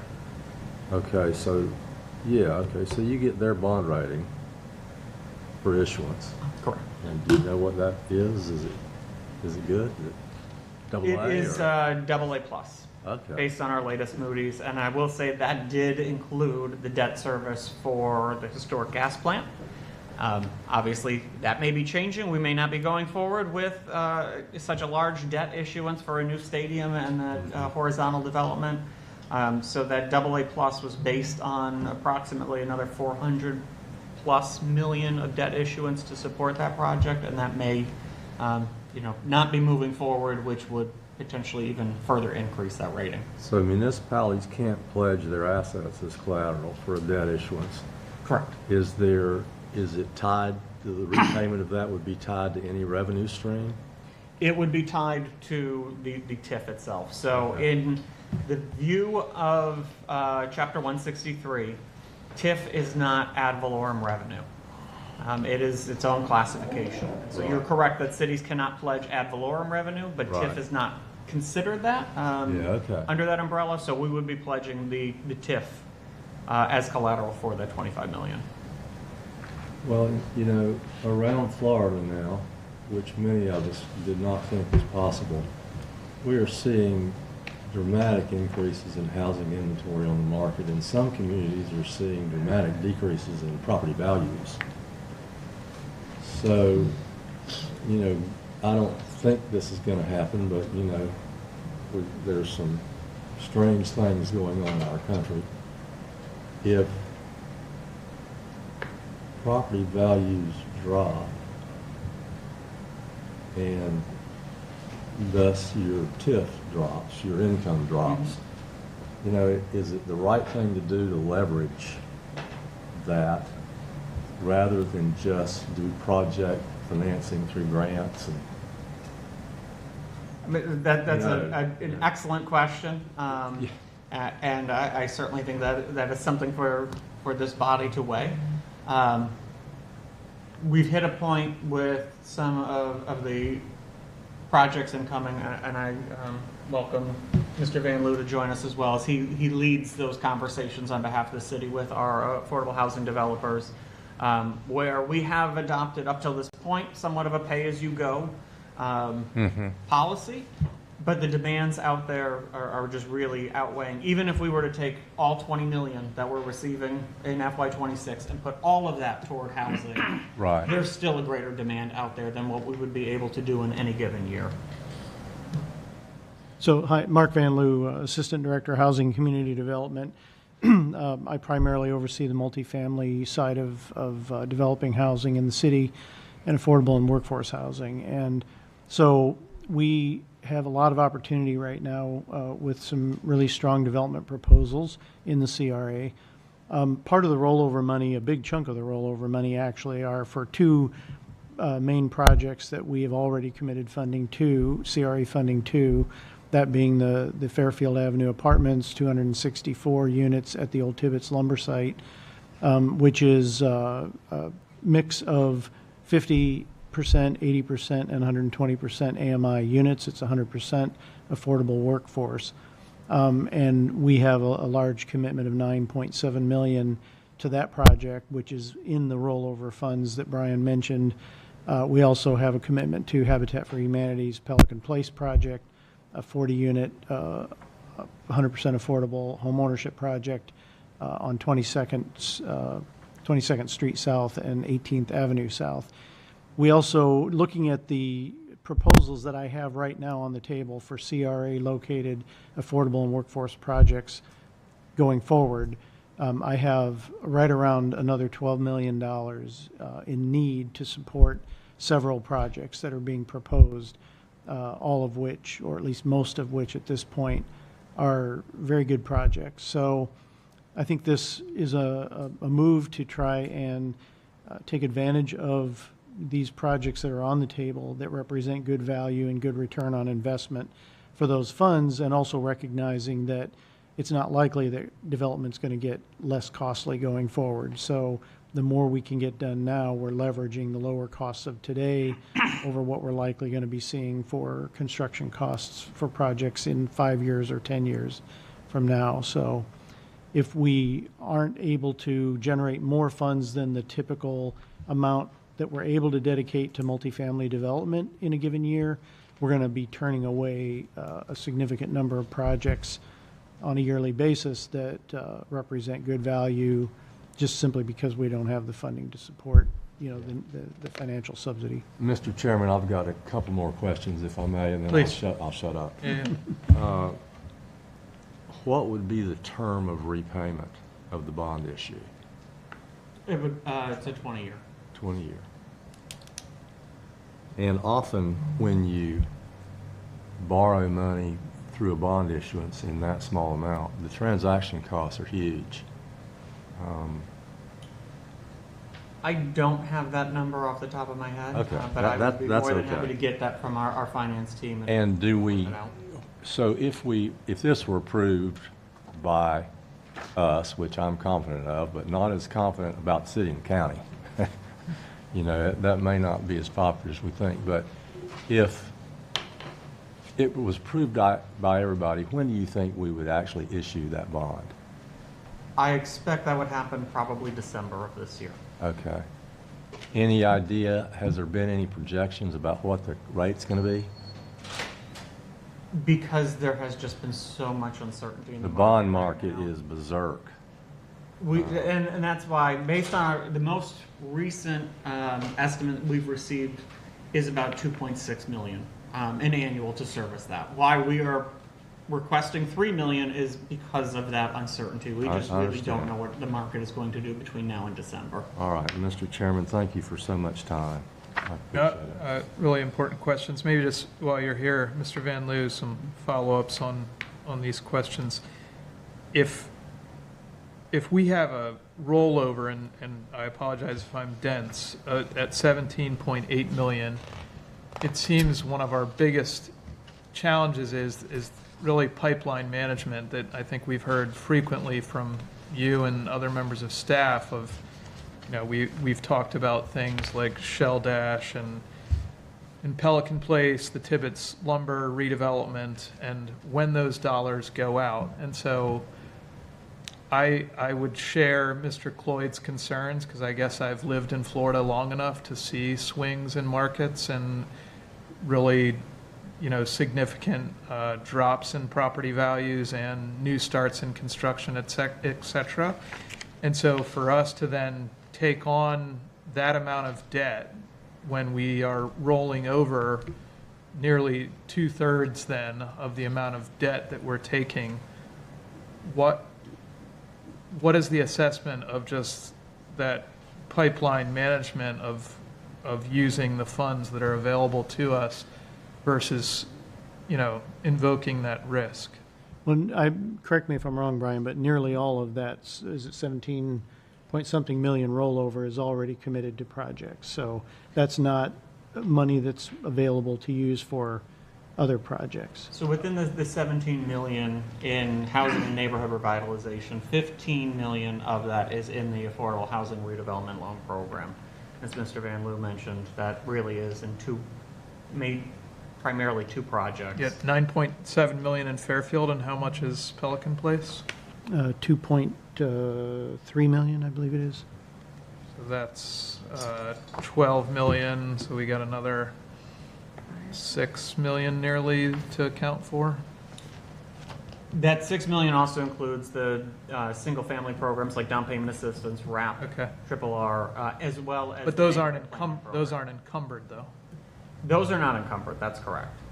So, which would go back to my question again. That's 6 million we could be putting out on the street, and if there's a pipeline management that we avoid that, the debt cost between 2.6 and 3 million a year, wouldn't we steward these dollars better as well as mitigate our exposure to risk of the vicissitudes of the market?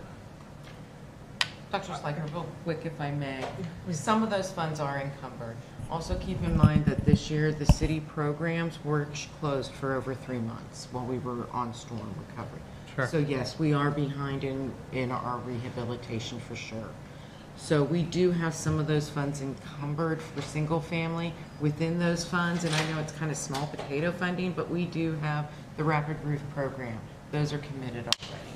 That program will be ending within the next 2-3 months. We'll be done with that. And we do have some wraps already and some facades that are mixed in with those funds. Plus you have the $1 million from neighborhood services that are there. So 1.7 in there. So those funds that are uncommitted are rolling right back over into our programs to serve those applications that have been sitting there, that we're processing them as fast as we can now for RAP. And so to Dr. Schleicher's point, while it may not be encumbered in a budgetary sense, the applications are there, the demand is there, and we certainly can, I think, draw down on all of those funds very quickly. And just to address what I think your question was around pipeline management, some of these projects that we've seen around for a while trying to get traction and get going, we are working on that on projects that are going forward. We're working with developers to bring them in a more timely way, projects that are more shovel-ready, once they have the funding, are ready to get going much quicker. But one of the reasons why, take for example the Fairfield Avenue project, on a larger project like that, the total project cost of that is about $86 million. And so our $9.7 million that we're putting in is being leveraged by a $56 million HUD 221D4 loan. Those are notorious for taking a long, long time to get done. But the fact that the developer is on the cusp of getting their confirmation letter, like literally any day now, and all the other pieces are in place for them to close by, their target is October 6th, and they've already done demolition on the site, and they're ready to pull permits and begin construction. So it takes a while on some of these, especially larger projects, but those tend to bring a lot of leverage to our dollars and create a lot of affordable units, so that it's sometimes worth the wait. But we are conscious of the fact that, there have been a few cases where projects have lingered a long time.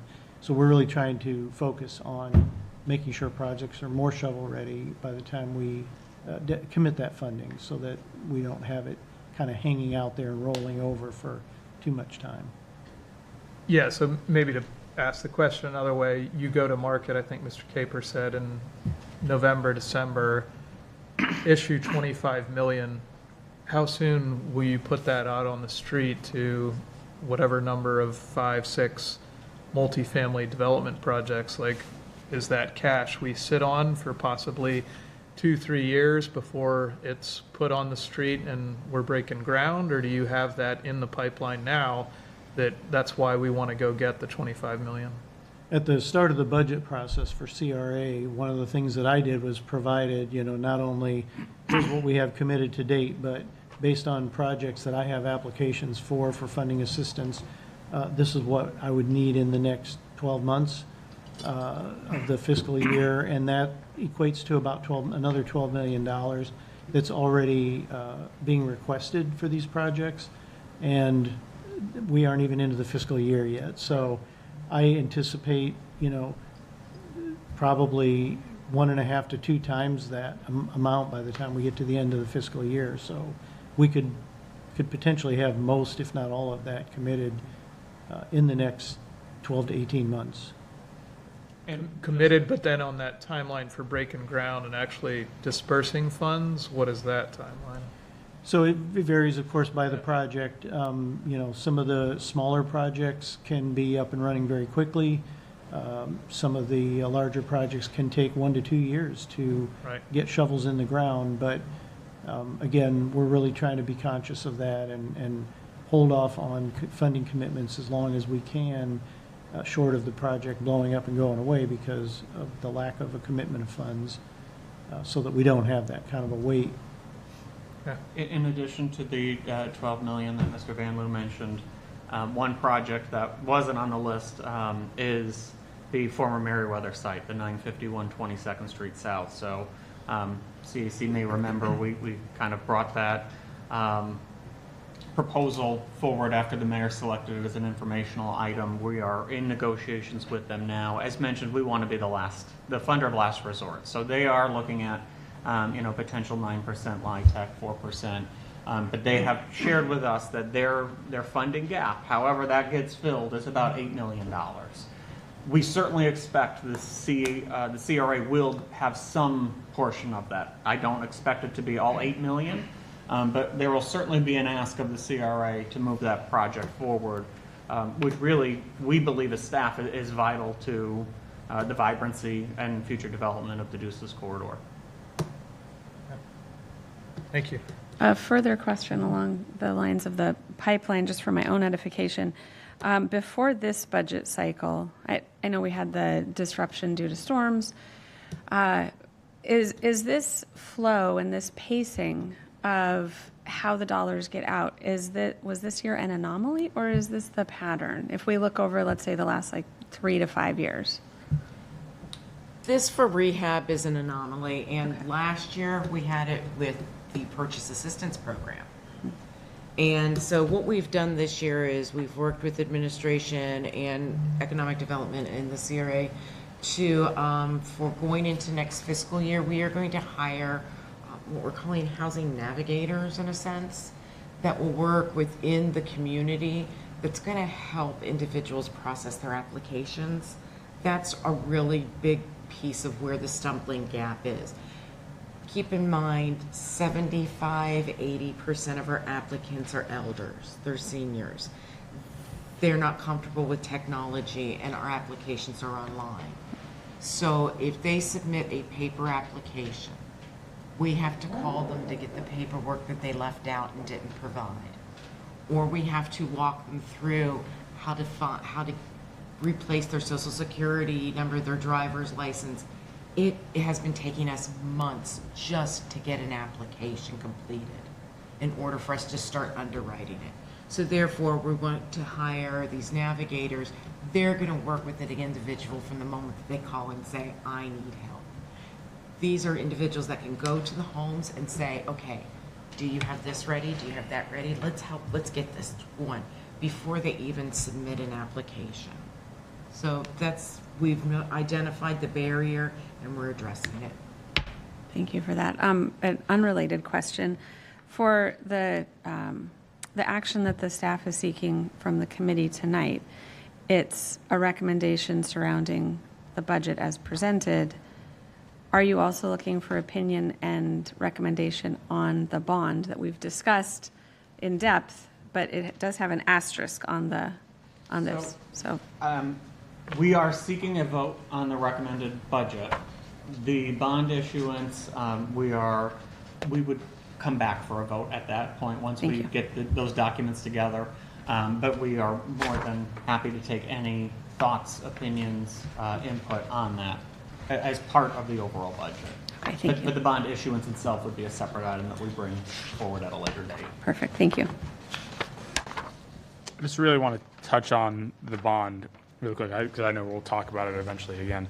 But with that, there's 12 million already kind of more or less tied up in projects that we have coming that we have committed to if we were to get it. Is there a threshold, I guess, on like the number of projects that we're doing in terms of how many developers would get so much money with the remaining 13 million that would be available for future projects?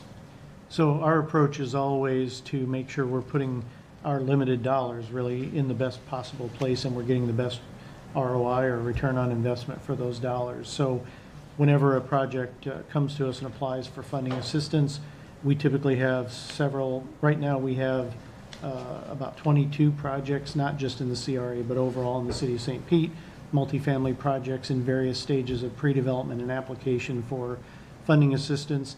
So we really put them side by side and we look which ones represent the best value, the best return for the monies that we have and choose the ones we support that way. For those who may not be representing what we feel is a sufficient return on investment, we negotiate with them and try to get to a place where the project still pencils out for the developer in a reasonable manner and the city gets or the CRA gets a greater return for that investment. So it's really a comparison process and a negotiation process. You know, our goal for every reasonable and viable development proposal that we receive, we want to support them all. We need the housing, but we usually can't, in part because we don't have enough funds citywide and within the CRA to support everything that's proposed. And so then we are forced to, pick those that represent the best value for that money. Got it. Which is why one of the reasons is that we're going to be meeting very quickly on, are we going to put out a competitive process for these funds? Yeah, and that was what I was thinking too. That's one thing we are definitely looking into that. The problem is that if you're doing a traditional request for funds for affordable housing, it's very, very different than if it was a social service grant program. And so we need to be extremely careful with how we would word those because of the time frames. We need to have very thorough time frames so that we're working with contractors and developers and we're not asking them to do the impossible. Yeah, development doesn't always run on the timeline of an RFP, right? Yep. Opportunities come up. Developers have to be able to move fairly quickly to take advantage of those when they do occur. And if you were 6 months away from the next RFP round, likely they're not going to keep the project and the property under control for that long, waiting for the money to be available. So there's ways to do that through RFPs, competitive processes that are maybe open over a period of time rather than just a one-time, here's this much money, apply by this date, we'll let you know by that date. That doesn't always align well with, housing development and the way opportunities come along. So we just have to be thoughtful about that. Absolutely. Thank you. Other questions? Let me just say this. I am absolutely shocked today at how much subsidy per unit it takes to make some of these deals work. It is staggering. And it's gotten worse lately, and, there are a lot of reasons for that. I mean, Yeah. everything from material costs going up, labor costs going up, and labor scarcity, supply chain disruptions. Oh, I understand. I know what the battles are. It is shocking. And it's certainly true that the market could be such that if you wait, you get less bang for your buck because this could still be happening. But I think that you said we'd done 3 ADUs, and I guess that was this year or something like that. Yes. So to me, if there were, for instance, 100 ADUs that got built, or some bigger number, not likely in our district, I understand that. But if the 3 is a small percentage of what is being built, is it worth us to be doing that? Or That is why I'm going to bring back some suggestions for this committee in October. okay. We've been building, we've been working with the developers. They've been amazing with giving us input and insight. And they're the ones that are being honest about what we should be giving back to a homeowner. Yeah. And so it's some very interesting work that they've provided to us. So I'm going to be bringing that back to you all. Did I do the math correctly, Dr. Slaker? Our down payment assistance is on average around 90,000 then now? No. You 75. Our cap is 75. Okay. That does not mean every home will get that 75. max. It depends upon how much the house is. Got it. And does that mean that some people are able to buy a house under that program with no money of their own? No, you must contribute 1%. Wow. 1% must be contributed to the home. And is that fully a grant then too?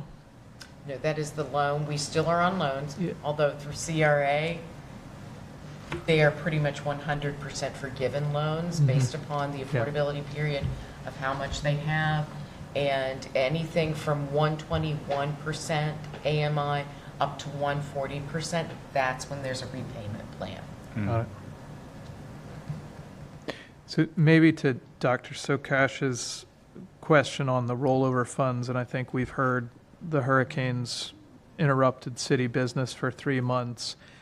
But for me, what is a little bit concerning, and it is not unique to this past fiscal year, but I think for many years we've discussed at this committee at our capacity as a city to actually deploy the dollars and get them out there. And I think we heard from some of our guests earlier just on some of the transportation projects that it sounds like are moving forward.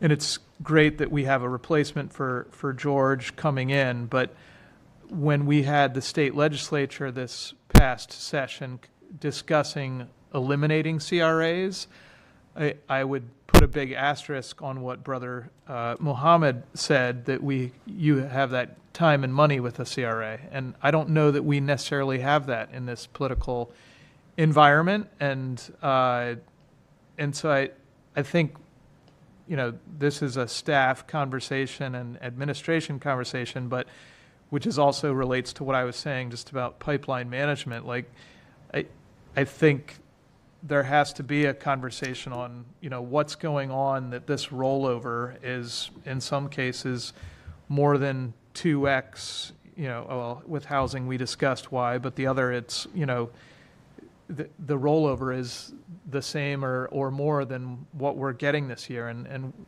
I don't think we need to be drunken sailor spending, but I think the whole purpose of this is getting the dollars out on the street, investing it wisely, leveraging these dollars to to do more, and so that to me is one of the glaring things that I'm looking at when I see what is our FY26 budget of 20.9, but the total potential being 52.9 million is really crazy, and especially going back to the conversation that we initially contemplated in 2015, this would be a $1.5 million year. So, Madam Chair, I greatly appreciate that sentiment, and that is shared by staff. That is part of the reason why we are continuing to increase our personnel and operations budget. We continue to have conversations on that capacity, and it's also why some of the programs that we've previously had, we're not necessarily suggesting they continue. And it wasn't that they weren't impactful, it wasn't that they didn't have the intended result. It was that they were incredibly staff heavy. The microfund program is a perfect example of that. I think it was about a $2 million total out of the CRA last year. But it took our entire economic and workforce development department of 15 plus people working at least 50% of their time, in some cases 100% of their time, on administering that program. Wow. And so that is where you are exactly correct. There is, I think, sometimes a disconnect between some of the program's overall amount, but not necessarily having that pipeline to get it out on the street. And so that is where we are looking for efficiencies. To that end, microfund, we've had conversations with administration, continue to have those conversations on, is this something that can be outsourced? Because we saw the value in it. We heard from the businesses. They appreciated the program. They got a lot of value out of it, but we can't continue to operate that way. There's a lot of other projects that we need to move forward on. And so one of our challenges, and one of the things that I'm very hopeful once we get to full capacity, is focusing on some of those higher dollar projects that are going to have a big visual impact. And a perfect example of that is our commercial corridor program. So right now, of the 9.5 million recommended for that, about 5 million is going towards the commercial corridor program. And we know that's going to have a big visual impact. That is going, for the longest time, we've shied away from infrastructure projects in the South St. Petersburg CRA, but we now feel we have the bandwidth and we have the funds where we can do both. We can continue to focus on people and training, workforce development, but we also don't want to neglect or ignore some of those infrastructure projects that need to occur, as two of our speakers mentioned during public comment. We now believe we've got the bandwidth from a financial capacity to do so. We need to make sure we have the bandwidth from staff and operations to actually implement that. Yeah, thank you. I would say on the not micro loan, the micro fund, for me that was critically important, because there are people that live in the CRA that are seeing the tangible, like that was made real, what this CRA is about. So I hope we don't throw that out with the bathwater, but we find ways that, outsourcing and building capacity in the community to manage something like that would be key. But yeah, this is all a capacity issue to get this going. So I'll shut up, because I think we could talk about this a lot. But and are there any other questions? Oh, yeah. The youth readiness program, y'all only have the youth forum? Correct. Funded through the CRA. It is only the youth farm. There are other youth programs through our Director for Youth Opportunities and Engagement, Dr. Brown. She has her own funding and program implementation, as well as in economic and workforce development. We have the Mayor's Future Ready Academy, which is funded out of our operations budget, as well as our BOLI contract, which handles the youth after-school employment program and the youth summer internship program. Is that on the thumb drive? Those are not, because they're not CRA programs. Oh, okay. So those are funded out of general fund dollars, because they have a larger footprint than just the CRA. So you don't necessarily have to be just a CRA resident to participate in that. Because of that, it's funded through the general fund. Okay. Do y'all have any like STEM type programs for youth? I would have to check with Dr. Brown on that, but I'm happy to follow up with you. Okay, thank you. I lied. You had said St. Pete Works is going through November, but I think I sent Mr. Chan an email a few months ago that I had gotten an email that St. Pete Works is, according to SPC, has sunsetted. So are they no longer running that program then? It was unfortunate that they decided to end the program early. I understand from a training capacity, the timeline did not align with the semester. And so they did not want to do that. And that makes perfect sense. The wraparound services, the other components of the St. Pete Works program, there was absolutely no reason for that to have occurred. Our contract runs through November 1st. Right. Our funds run through November 1st. If they choose not to move forward, that's okay. That's additional rollover money that will go into the new agreement with the new operator. Okay. Just really quick with the, because we talked about kind of like the staff issues and kind of where that bottleneck is kind of coming in. Is there discussion then on like kind of from the operations and from the personnel budget? You mentioned an engineer and things like that to kind of help expedite this.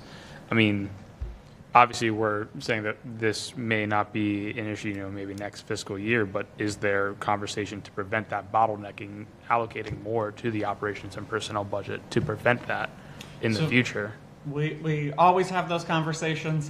Just in general, staff turnover has been a challenging year for us. Candidly, I think that the storms probably didn't help with some of our vacancies. We have not had, I would say, at least in my time with the department, which has now been 3 years as director of it, we have not been in this situation where we've had a team of one. So it has been a particularly challenging year.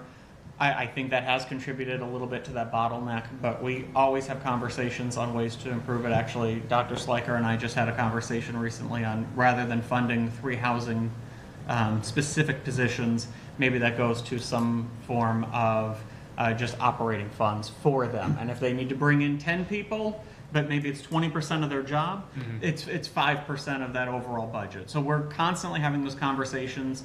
And certainly as we reach a point, one of the great things of the budget is we can make those mid-year adjustments. If we get to a point we realize that the 4.3 is not enough for operations and personnel, we will certainly be back to you all with a request to increase that accordingly. Yeah. Thank you. Thank you. I have a question about the adult workforce readiness program. So St. Pete Works, was that something that the name in itself will continue and the operator will change in this new process? Or is it going to be kind of starting from square one? We envision starting from square one. Yeah, so it'll have a new brand associated with it. One of the things that we're really pushing in this, so much so that 10% of the overall evaluation of those proposals is tied to partnerships and bringing on additional entities. We really want to see a joint proposal, and I think it's going to be most impactful. I will say one of St. Pete College's greatest strengths in operating St. Pete Works was the fact that their wheelhouse is that training. They were wonderful in that training. But they don't necessarily have some of those connections with the businesses like the Chamber of Commerce might. And so the placement segment sometimes lagged behind some of the training aspects of it. And we want to see really while we only want to contract with one entity, we want to see that entity bring on a lot of partners, a lot of sub-consultants, and play to everyone's strengths, whether that is in recruitment out of the community, whether that's doing the training itself, whether we've had Councilmember Gabbard, I would be remiss if I didn't mention, she has really been focused on this idea of resiliency and having a resilient workforce. So whether that is elevating homes or dry proofing, wet proofing, obviously we've seen the need for it in the last year. Having that as a component to this, but there's not a lot of entities that operate in that space. So maybe it makes sense that they work with St. Pete College or Pinellas Technical College and offer that as curriculum. So I say all of that to get back to your question of we really see this as a rebrand because our hope is that this is going to be a community-wide effort, which is also part of why we're recommending increasing that annual budget from $950,000 a year to $2 million a year, because our hope is there'll be a lot more partners at the table. Yeah, I think that's a great idea, and I think those relationships help build continuity. So as the program gets started, you've got this for 5 years. If there's a change in operators later, that's fine. There's some changes that'll come, but you still have those other partners who are invested, committed, and engaged, ready to make sure that this work continues really nicely. So, okay, thank you. Thank you. So just to be clear, that 2 million will be, the idea is to be tied to an entity that could tie into multiple entities to make it that kind of, rather than kind of giving it to one, do with it as you see fit, versus something like the chamber, which can kind of dive into. Correct. So we'll see ultimately what we get in the proposals. Yeah. But our hope is that that is somewhat of the structure we receive, where it is multiple entities working together on this program. We will contract with one. Just because we don't want to have 15 different entities to respond to. There will be one that is kind of our operator of this new workforce development initiative, but our hope is that they have many different partners underneath them that are all playing to whatever individual strength they can bring to the overall program. Got it. I love that. Thank you. Thank you.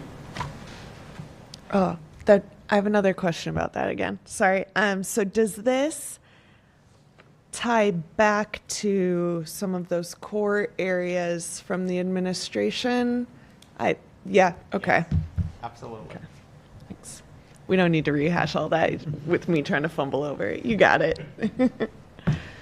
So if there's no other questions, and considering the hour, I would entertain a motion on the FY26 proposed budget. And the motion would not include the debt issuance, is Correct. that right? Okay. Correct. Mr. Chairman, I would request that we approve the fiscal year 2026 proposed budget recommend it to the two municipalities that are appropriate here as proposed by staff. Is there a second? Second. There's a motion and a second to approve as presented by staff the FY 2026 proposed budget, not inclusive of the possible bond issuance later in the fiscal year for debt related to multifamily housing to the tune of $20.9 million. If there's no further discussion, all those in favor say aye. Aye. Chair votes aye as well. Motion carries unanimously. Thank you all very much. Next item, new business. I will just say, and hopefully staff can talk to Mr. McCann and Mr. Comardella have already left, but it sounds like their requests are in motion and there's dollars there, particularly for 28th. I was hoping, the conversation that our friends from Policy Partners discussed, and certainly everyone has it in front of them about the date, Monday, August 20th. I believe I have a conflict that I won't be able to attend that, but the work and conversation that they're doing, I think really merits, if staff agrees with it, that we do have that presentation and conversation at some future date here with this body that allows for not a 3-minute timed conversation, but more of a robust conversation that I think might educate all of us, bring us into deeper conversation with the community that perhaps City Council does not get that opportunity, and hopefully through that we might, come up with better conversations that inform how we invest. So I'm not sure if the fellow members of the committee would be up for that at a future date to invite our friends from Policy Partners back to have a presentation and deeper conversation on their findings. I would certainly appreciate our doing that, but I'd like to ask our legal counsel does this meeting have to be noticed if a couple of us go and we're going to be talking about topics with Policy Partners that may come before this body and get voted on? I just got an hour lecture. I just got an hour lecture from lawyers. I was wondering. We'll talk to legal and get back to you. My understanding is if you are there in a capacity to just take in information, that is okay. If you start speaking about any business that may come in front of the CAC is where it becomes problematic. So you are welcome to attend, but it would be to receive information, not necessarily to provide or opine on anything that may come before this body.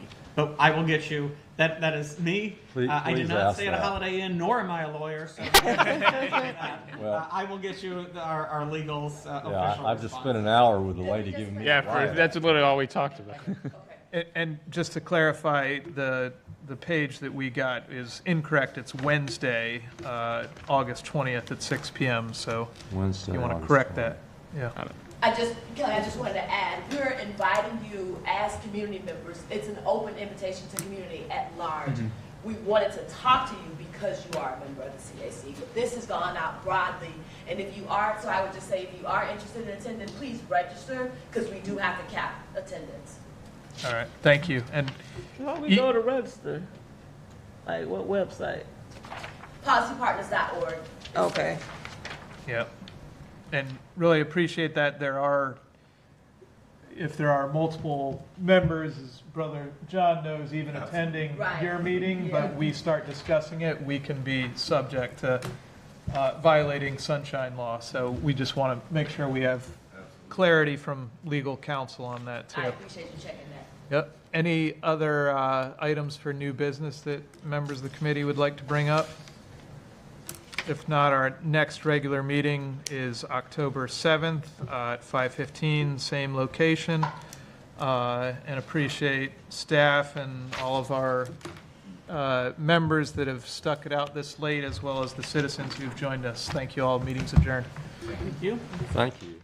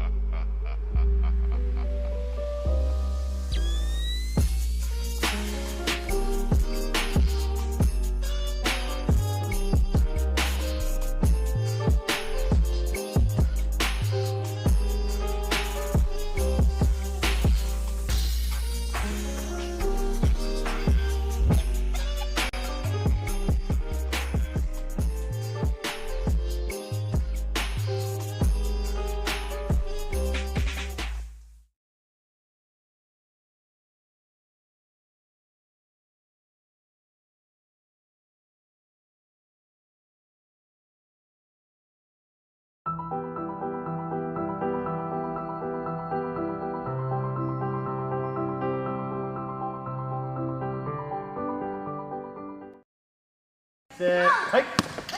Go. Go, go, go.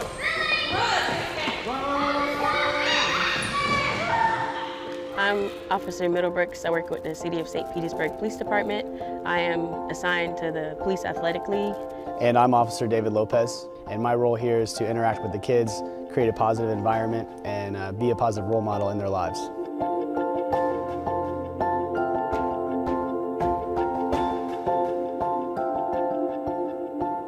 The idea of a police athletic league is very important. It is important. It's important to have police officers interacting with the community. It gives us as police officers the opportunity to create those relationships and change that mindset that police are there just to take you to jail. That's really not the case here. Kids know they can come here and have a good time and interact with police officers in a positive way.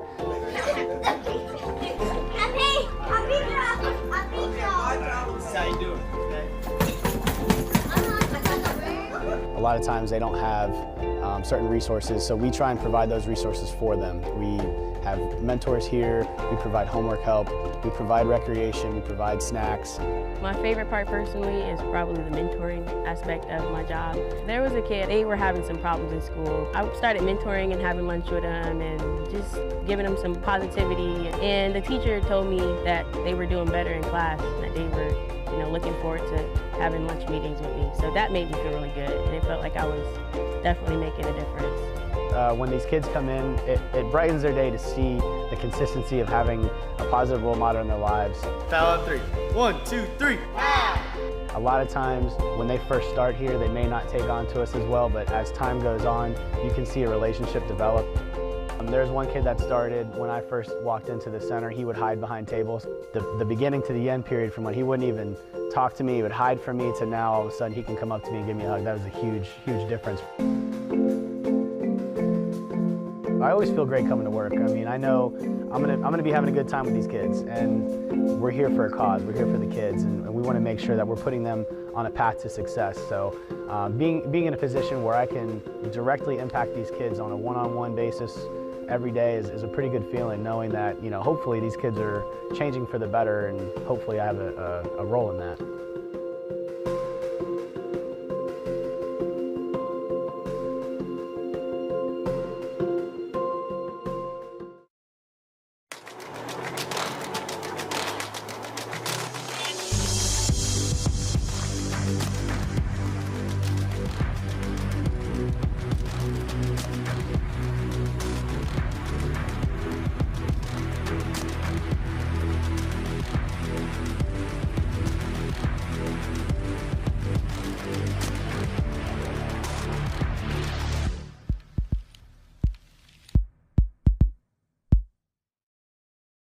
Hey St. Pete, I'm Amber Bolding, your Emergency Management Manager, here to explain the difference between floodplains, FEMA flood zones, and evacuation zones. Understanding these terms is key to protecting your safety and property. First up, stormwater floodplain. This is where water naturally collects during heavy rainfall due to the terrain and our stormwater infrastructure system. If you're in a stormwater floodplain, your property may be at greater risk of flooding from heavy rain. Next, FEMA flood zones. FEMA identifies these areas based on flood risk from storm surge or proximity to water. This affects flood insurance requirements and building regulations. Finally, evacuation zones. Set by Pinellas County, these zones indicate areas at risk from dangerous storm surge during hurricanes or tropical storms. An evacuation order means you must leave. This is about protecting lives from potentially deadly storm surge. Pro tip, being in a non-evacuation zone doesn't mean you're in a non-flood zone or outside the stormwater floodplain. Heavy rainfall can still cause freshwater flooding. In St. Pete, you need to know your zones. Visit stpete.org/hurricane and use the Prepare St. Pete map. Just enter any address or click a location on the map to see its stormwater floodplain, FEMA flood zone, and evacuation zone. Understanding these differences helps protect you, your family, and your property. Stay informed by following us at St. Pete FL before, during, and after storms. Stay safe, St. Pete.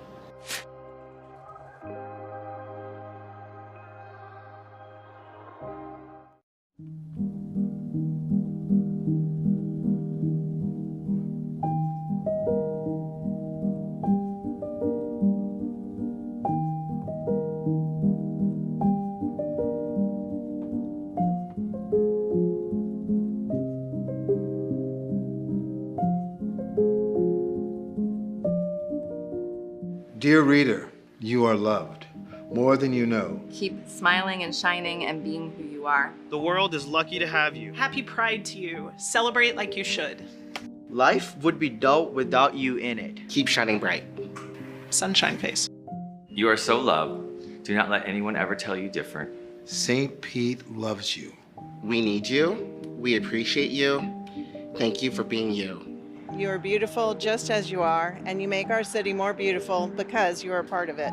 You make the world more colorful. You make the world brighter. Never give up. You are loved for exactly Who you are. I promise. The world needs you in it.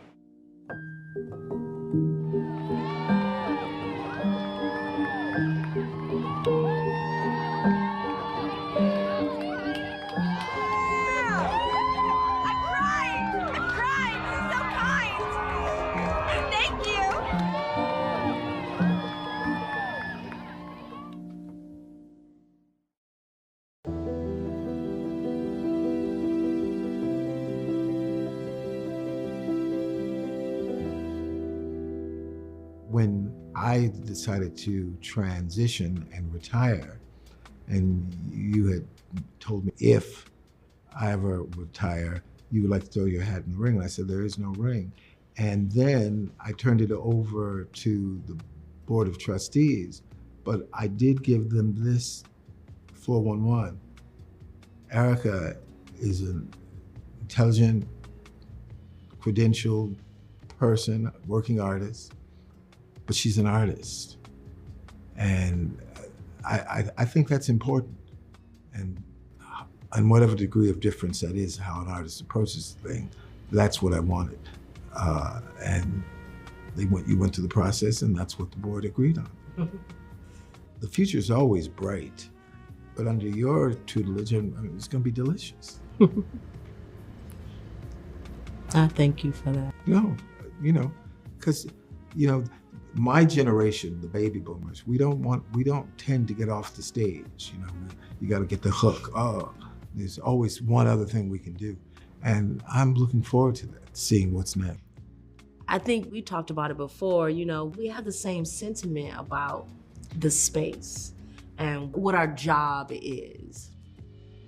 My job is to maintain the heartbeat that has already been created in this space.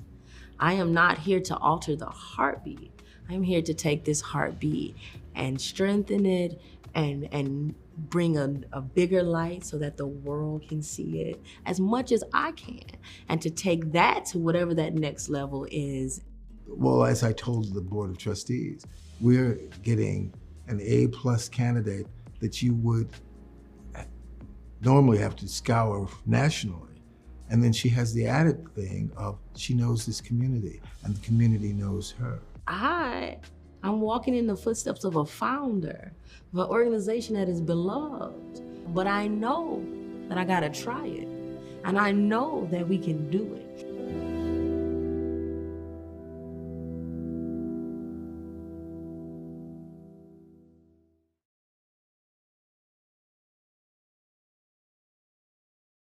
So the one thing that I would like to lift up and make sure that everybody hears is that there's two Child's Parks.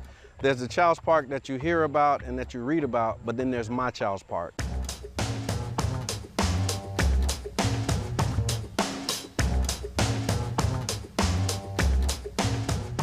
The parameters of Child's Park include 34th Street South to 49th Street, and then 18th Avenue to 5th Avenue South. And that's the Child's Park neighborhood, but the greater Child's Park area actually covers about 3 neighborhoods. It goes to about 1st Avenue to around 30th Avenue South.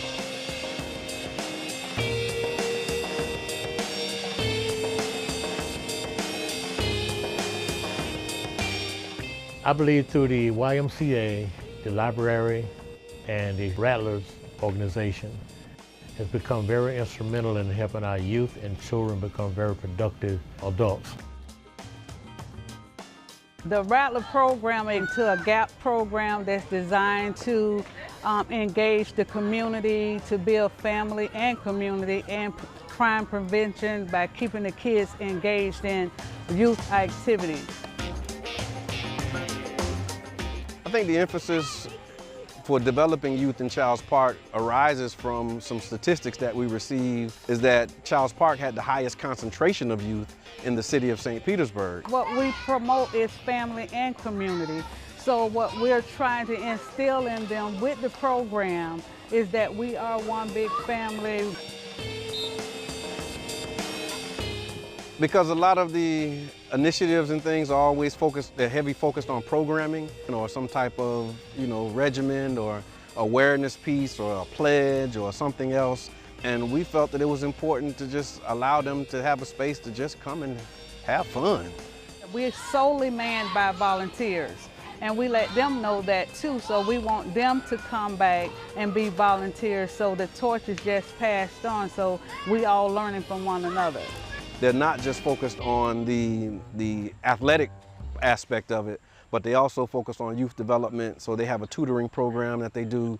And with the YMCA, you have the Rattlers and you have the other programs that's offered. When kids get out of school, they have a place to go. They have the library there. The STREAM Club stands for Science, Technology, Reading, Engineering, Arts, and Math. We meet every Friday afternoon at the Childs Park Library. It's kind of an extra opportunity for them to get some exposure to topics they might not know about or might have heard in school and didn't quite stick. We just give them opportunities to have different kinds of experiences and hands-on experiences at that. The youth have a place to go and children have a place to come daily. Matter of fact, that's a great thing to help kids get off the street, have a place to go, a safe haven you might call it. One of my brothers, when we first organized this, he said, we're helping to create their back in the day. And I think that's important because, all of us have our back in the day, and I remember back in the day when we used to do that. So our responsibility as the adults now is to help create the back in the day experience for them. And what's happening today is Friday Night Done Right, an event that we created to create a safe space for children to come on Friday nights so they can be free to be kids. Sometimes you just want to remember when you went to the pool and they let you in for free, and that was it. And that's why I think it's important to help create those type of memories as well. The Childs Park neighborhood, if anyone would ask about it, I would state that it was often misunderstood. So I'll encourage people to come and see for themselves. There's more to Child Park that I've seen more positive in Child Park than I have seen negative. And my Child's Park encompasses everything that we described today, and I hope that you will gravitate towards that and balance that once you hear the other stories and the other narratives that come out about the neighborhood.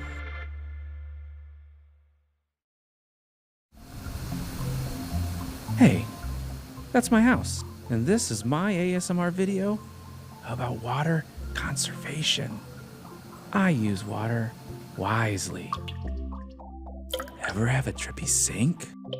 You should fix it to not waste water, and also not to go crazy with that dripping noise. Look there, that's my automatic shut-off hose attachment. Super water conservative. Even when nature calls, I call nature and I say, "Hi, I'm conserving water with my high-efficiency tank." Okay, bye.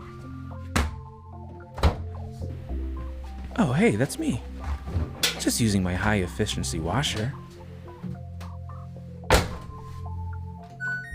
Just listen to the sounds of water being conserved. Go to this website to learn more, St. Pete, and do what you can for water conservation.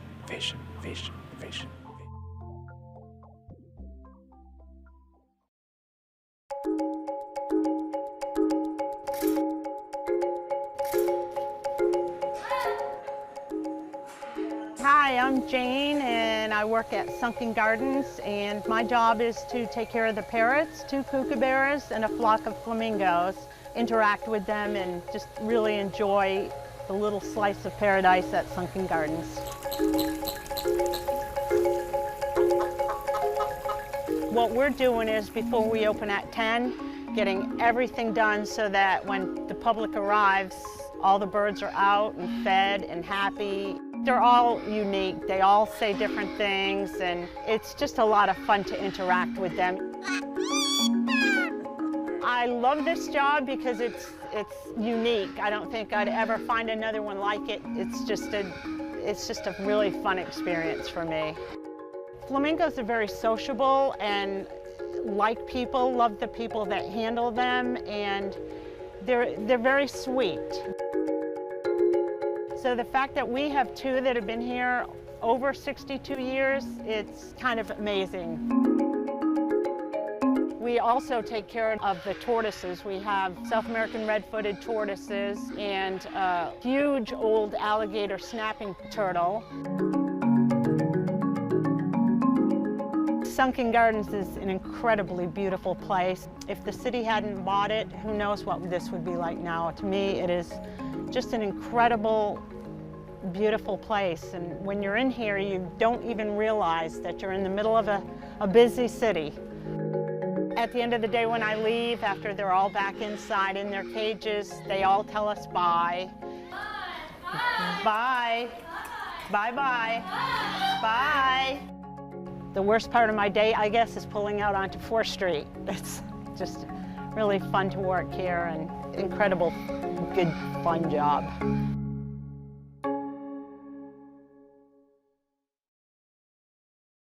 Hi, I'm Mike Perry from the Stormwater Pavement Traffic Ops Department. I'm the Senior Stormwater Operations Manager, and I'm here to talk about floodwaters.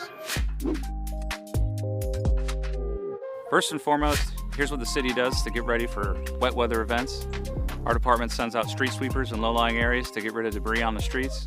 We also have special crews that do stormwater inspections to make sure our stormwater systems and the conveyances are clear, including our pipes and our ditches.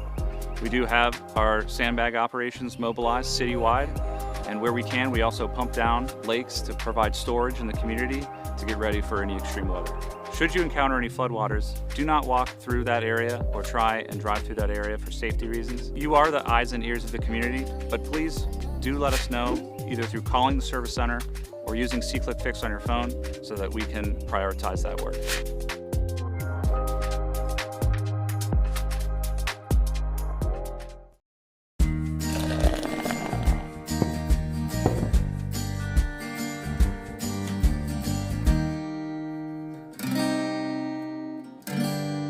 When we talk about the Indian mounds, and Rui, you may think of it this way too, I think of that big sign out on Park Street that says, Panfilo de Narvaez landed here. Everyone assumes that they landed somewhere on the Pinellas Peninsula, when you can't really say exactly where. There were probably Indian mounds that covered the city from the Coffee Pot area all the way around the peninsula, up the west side of the city to to where Seminole is today, because there's still traces and evidence of them. So there are a couple that remain here and there, but what happened to the rest of them? How come we don't see them in more spots around town? When the automobile arrived in Florida and into St. Petersburg, imagine having an automobile with a tire that's that wide trying to drive up down Central Avenue and around downtown, getting stuck a lot in the sand. So a lot of those Indian mounds were used by city leaders. They used it to actually pave the streets of downtown St. Pete. That's what became of history in that regard, huh? Exactly. Wow. So every time Central Avenue and 3rd Street, when you cross Central Avenue, you say hello to some of the Indians that may still be there. Who knows? Who knows?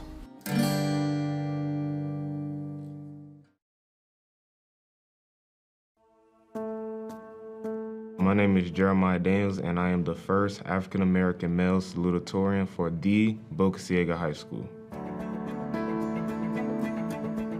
My definition of a trailblazer is somebody who breaks away from the norm to create their own path. They're not a trend follower, but they set their own trends. And the big thing about it is that not only do they do something new, but what they do is something that allows more people behind them to follow in their steps. Growing up, I would say the trailblazers in my life, I would say Jackie Robinson. When I was growing up, I played baseball, so that was a big part of my life. And knowing the role that Jackie Robinson played, that was obviously a big trailblazer to me. Throughout my 12 years of school, I've had pretty impactful mentors. My Algebra 1 honor teacher, her name was Ms. McAlpine. She gave me advice that would be greatly used during my high school career, even when I was back in middle school. And even now, I still keep in touch with her. I would definitely say there probably are some who see me and are inspired. I hope that by me doing just what I do, that I do inspire others. So that way not only they accomplish what I did, but do greater things above what I did. It's a phenomenal opportunity to be able to give the last few words to our graduating class and those in the stands. Please welcome the first African-American male salutatorian in Dover City history. It was a great experience. A little nerve-wracking being on the stage and seeing everybody, but once I did start talking, it all came out pretty smooth, and I'm just glad for the opportunity. No matter where we go from this point, we must be tenacious. Obstacles are in your life for you to overcome it. It's down to you to overcome it. There's support everywhere. You just got to know where to look, and they can help you overcome the obstacles so you can do it. It's when you say you can't that you won't. Like Moneybagg Yo said, hope for the best, prepare for the worst. However it comes, just know that I'm ready. Thank you. Have a great holiday.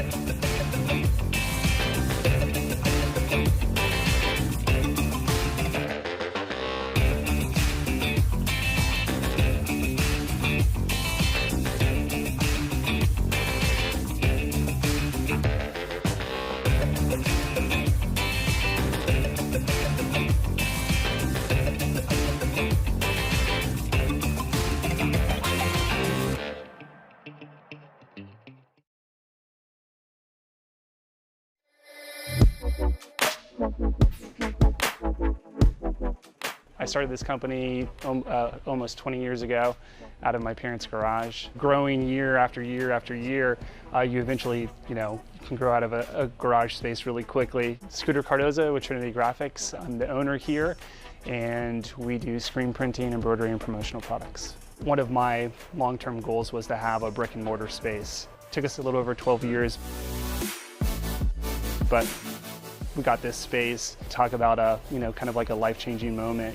We print lots and lots and lots of t-shirts. And then as far as like on the embroidery side, anything you can think of, we can accomplish with putting a logo or a brand on. One of the aspects of screen printing is reclaiming the screens, so you can basically reuse the screen over and over and over and over again. We had about 150 of the wood frames, and thought it would be really cool to do a screen wall. So each screen has some sort of sentimental, meaning behind it. We love what we do, so we're just going to continue to put out, a great product that we stand behind. It's really cool to have a team that believes and has the same passion and will, go the extra mile to do whatever it takes to get the job done. There's been a big push for keeping St. Pete local. It's been amazing to feel that love from the community and local businesses that will allow us to thrive in the community for another 20 years.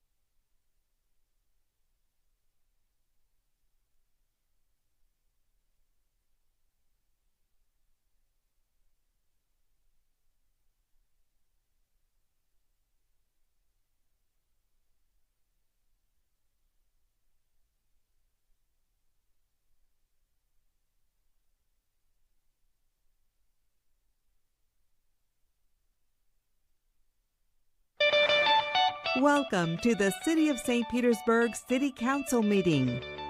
Your elected officials are Mayor Ken Welch, District 1 and Council Chair Copley Gertis, District 2, Brandy Gabbard, District 3, Mike Harding, District 4 and Council Vice Chair Lisette Hanowitz, District 5, Deborah Fig Sanders, District 6, Gina Driscoll, District 7, Corey Givens Jr., and District 8, Richie Floyd. Good afternoon. Welcome to October 16th, 2025 City Council meeting. Clerk, if you could please do a roll call. Gabbard. Here. Harding. Here. Hanowitz. Here. Vic Sanders. Here. Driscoll. Here. Gibbons. Here. Lloyd. Here. Curtis. Here. Okay, today we will have our invocation given by our own Councilmember Fig Sanders, and then please remain standing for the Pledge of Allegiance. If everybody would please join me in standing. Thank you. I'm going to ask everyone to go to the place where you find peace, where you find comfort, where you find solitude in a chaotic world, but more importantly, where you find comfort in knowing who you are and your purpose. Dear Heavenly Father, we come to you with our heads bowed and our hearts humbled, knowing that we are in a period where we can accomplish nothing alone with the collaboration and the comfort of having each other. Lord, during this time, I am standing here in need of prayer, standing here in need of your graciousness, standing here in the need of your understanding, and I ask for the same peace and protection for my colleagues here on the dais, and our city staff, our mayor's office, and those that saw it not robbery to want to provide as a public servant to the city of St. Petersburg. But God, I ask that you touch our hearts, follow us home, encompass the boundaries of our households, continue to touch and bless our families, continue to provide a guidance that we can understand individually as well as collectively. We are here to serve you. But we are also here to do what is right, to do what is just, to do what it would bring you so much praise to the blessings, so many blessings that we do not deserve. But we thank you for. We humbly come to you just to say thank you, Father, just to let you know that we are in your presence. We are cognizant of your place. We thank you. These blessings we thank you for, and we ask that you continue to touch each and every one in the sound of my voice. Let us all say in gratitude, amen. Amen. I pledge allegiance to the flag of the United States of America and to the republic for which it stands, one nation, under God, indivisible, with liberty and justice for all. Thank you. Please be seated. Councilmember Fig Sanders, thank you so much for that wonderful invocation. Thank you. Okay, council members, we have an agenda in front of us, including we have deleted F2, which was the Ed White Development Project. With that change, I'll entertain a motion for approval. Move approval. Second. We have a motion and a second on the agenda with the deletion of F2. Seeing as no other council members wishing to speak, clerk, could you please open the machine for voting? Council members, please enter your votes. Seeing as all present council members have voted, clerk, please tally and announce the vote.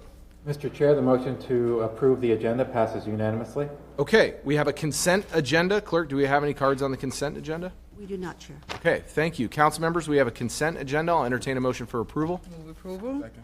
We have a motion and a second on the consent agenda. Seeing as no other council members wishing to speak, clerk, could you please open the machine for voting? Council members, please enter your votes. Seeing as all present council members have voted, clerk, please tally and announce the vote.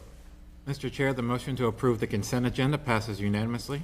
Okay, we're going to move right into open forum. Clerk, if you could please read the rules. If you wish to address City Council on subjects other than public hearing or quasi-judicial items listed on the agenda, please sign up with the clerk. Only the individual wishing to speak may sign the open forum sheet. Only city residents, owners of property, business owners in the city, or their employees may speak. All issues discussed under open forum must be limited to issues related to the city or government. If you are speaking to an item on the agenda, you may only speak once during the open forum or when the item comes up on the agenda. In order to provide an opportunity for all citizens to address council, each individual will be given 3 minutes to speak, and after which the microphone will be muted. If you wish to address City Council through the Zoom meeting, you must use the Raise Hand feature button in the Zoom app or enter *9 on your phone at the time the agenda item is addressed. When it is your turn to speak, you will be unmuted and asked to state your name and address. At the conclusion of your comments, or when you have reached the 3-minute time limit, you will be muted. All raised hands will be lowered after each agenda item. Regardless of the method of participation used, normal rules apply, including the 3-minute time limit on comments, the requirement that any presentation materials must be submitted in advance of the meeting, and the rules of decorum. If live public comment is disrupted by the violations of the rules of decorum, the chair is authorized to accept public comments by alternate means, including by email only. And Mr. Chair, we do have some speakers. Okay, thank you. Let's call 2 at a time, please. The first 2 speakers is Dr. Perry Washington and Zendel Flooring. Please go to either podium, state your name and address for the record. You'll have 3 minutes to address council.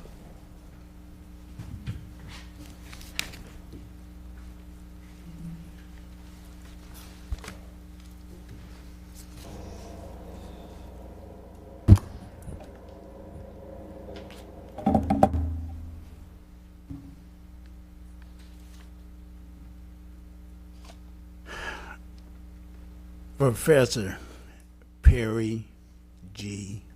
Washington. Look me on the internet. Perry space G space Washington space owner. I'm working right now. Washington, please give us your address. I'm working right now here, 175 5th Street North.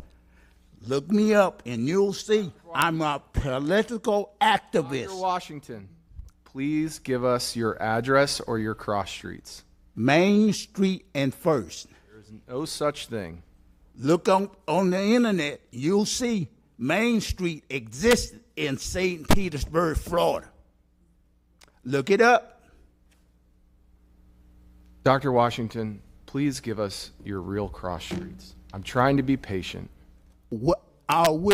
Tell me what rule or law says I have to give you that when I gave you that there. Part of the rules of open forum, they were read out loud. And I have told you many times I will not, because I will not be assassinated by the Ku Klux Klan. Are you a member of the Klan? Dr. Washington. I have a warrant by the Ku Klux Klan on my life.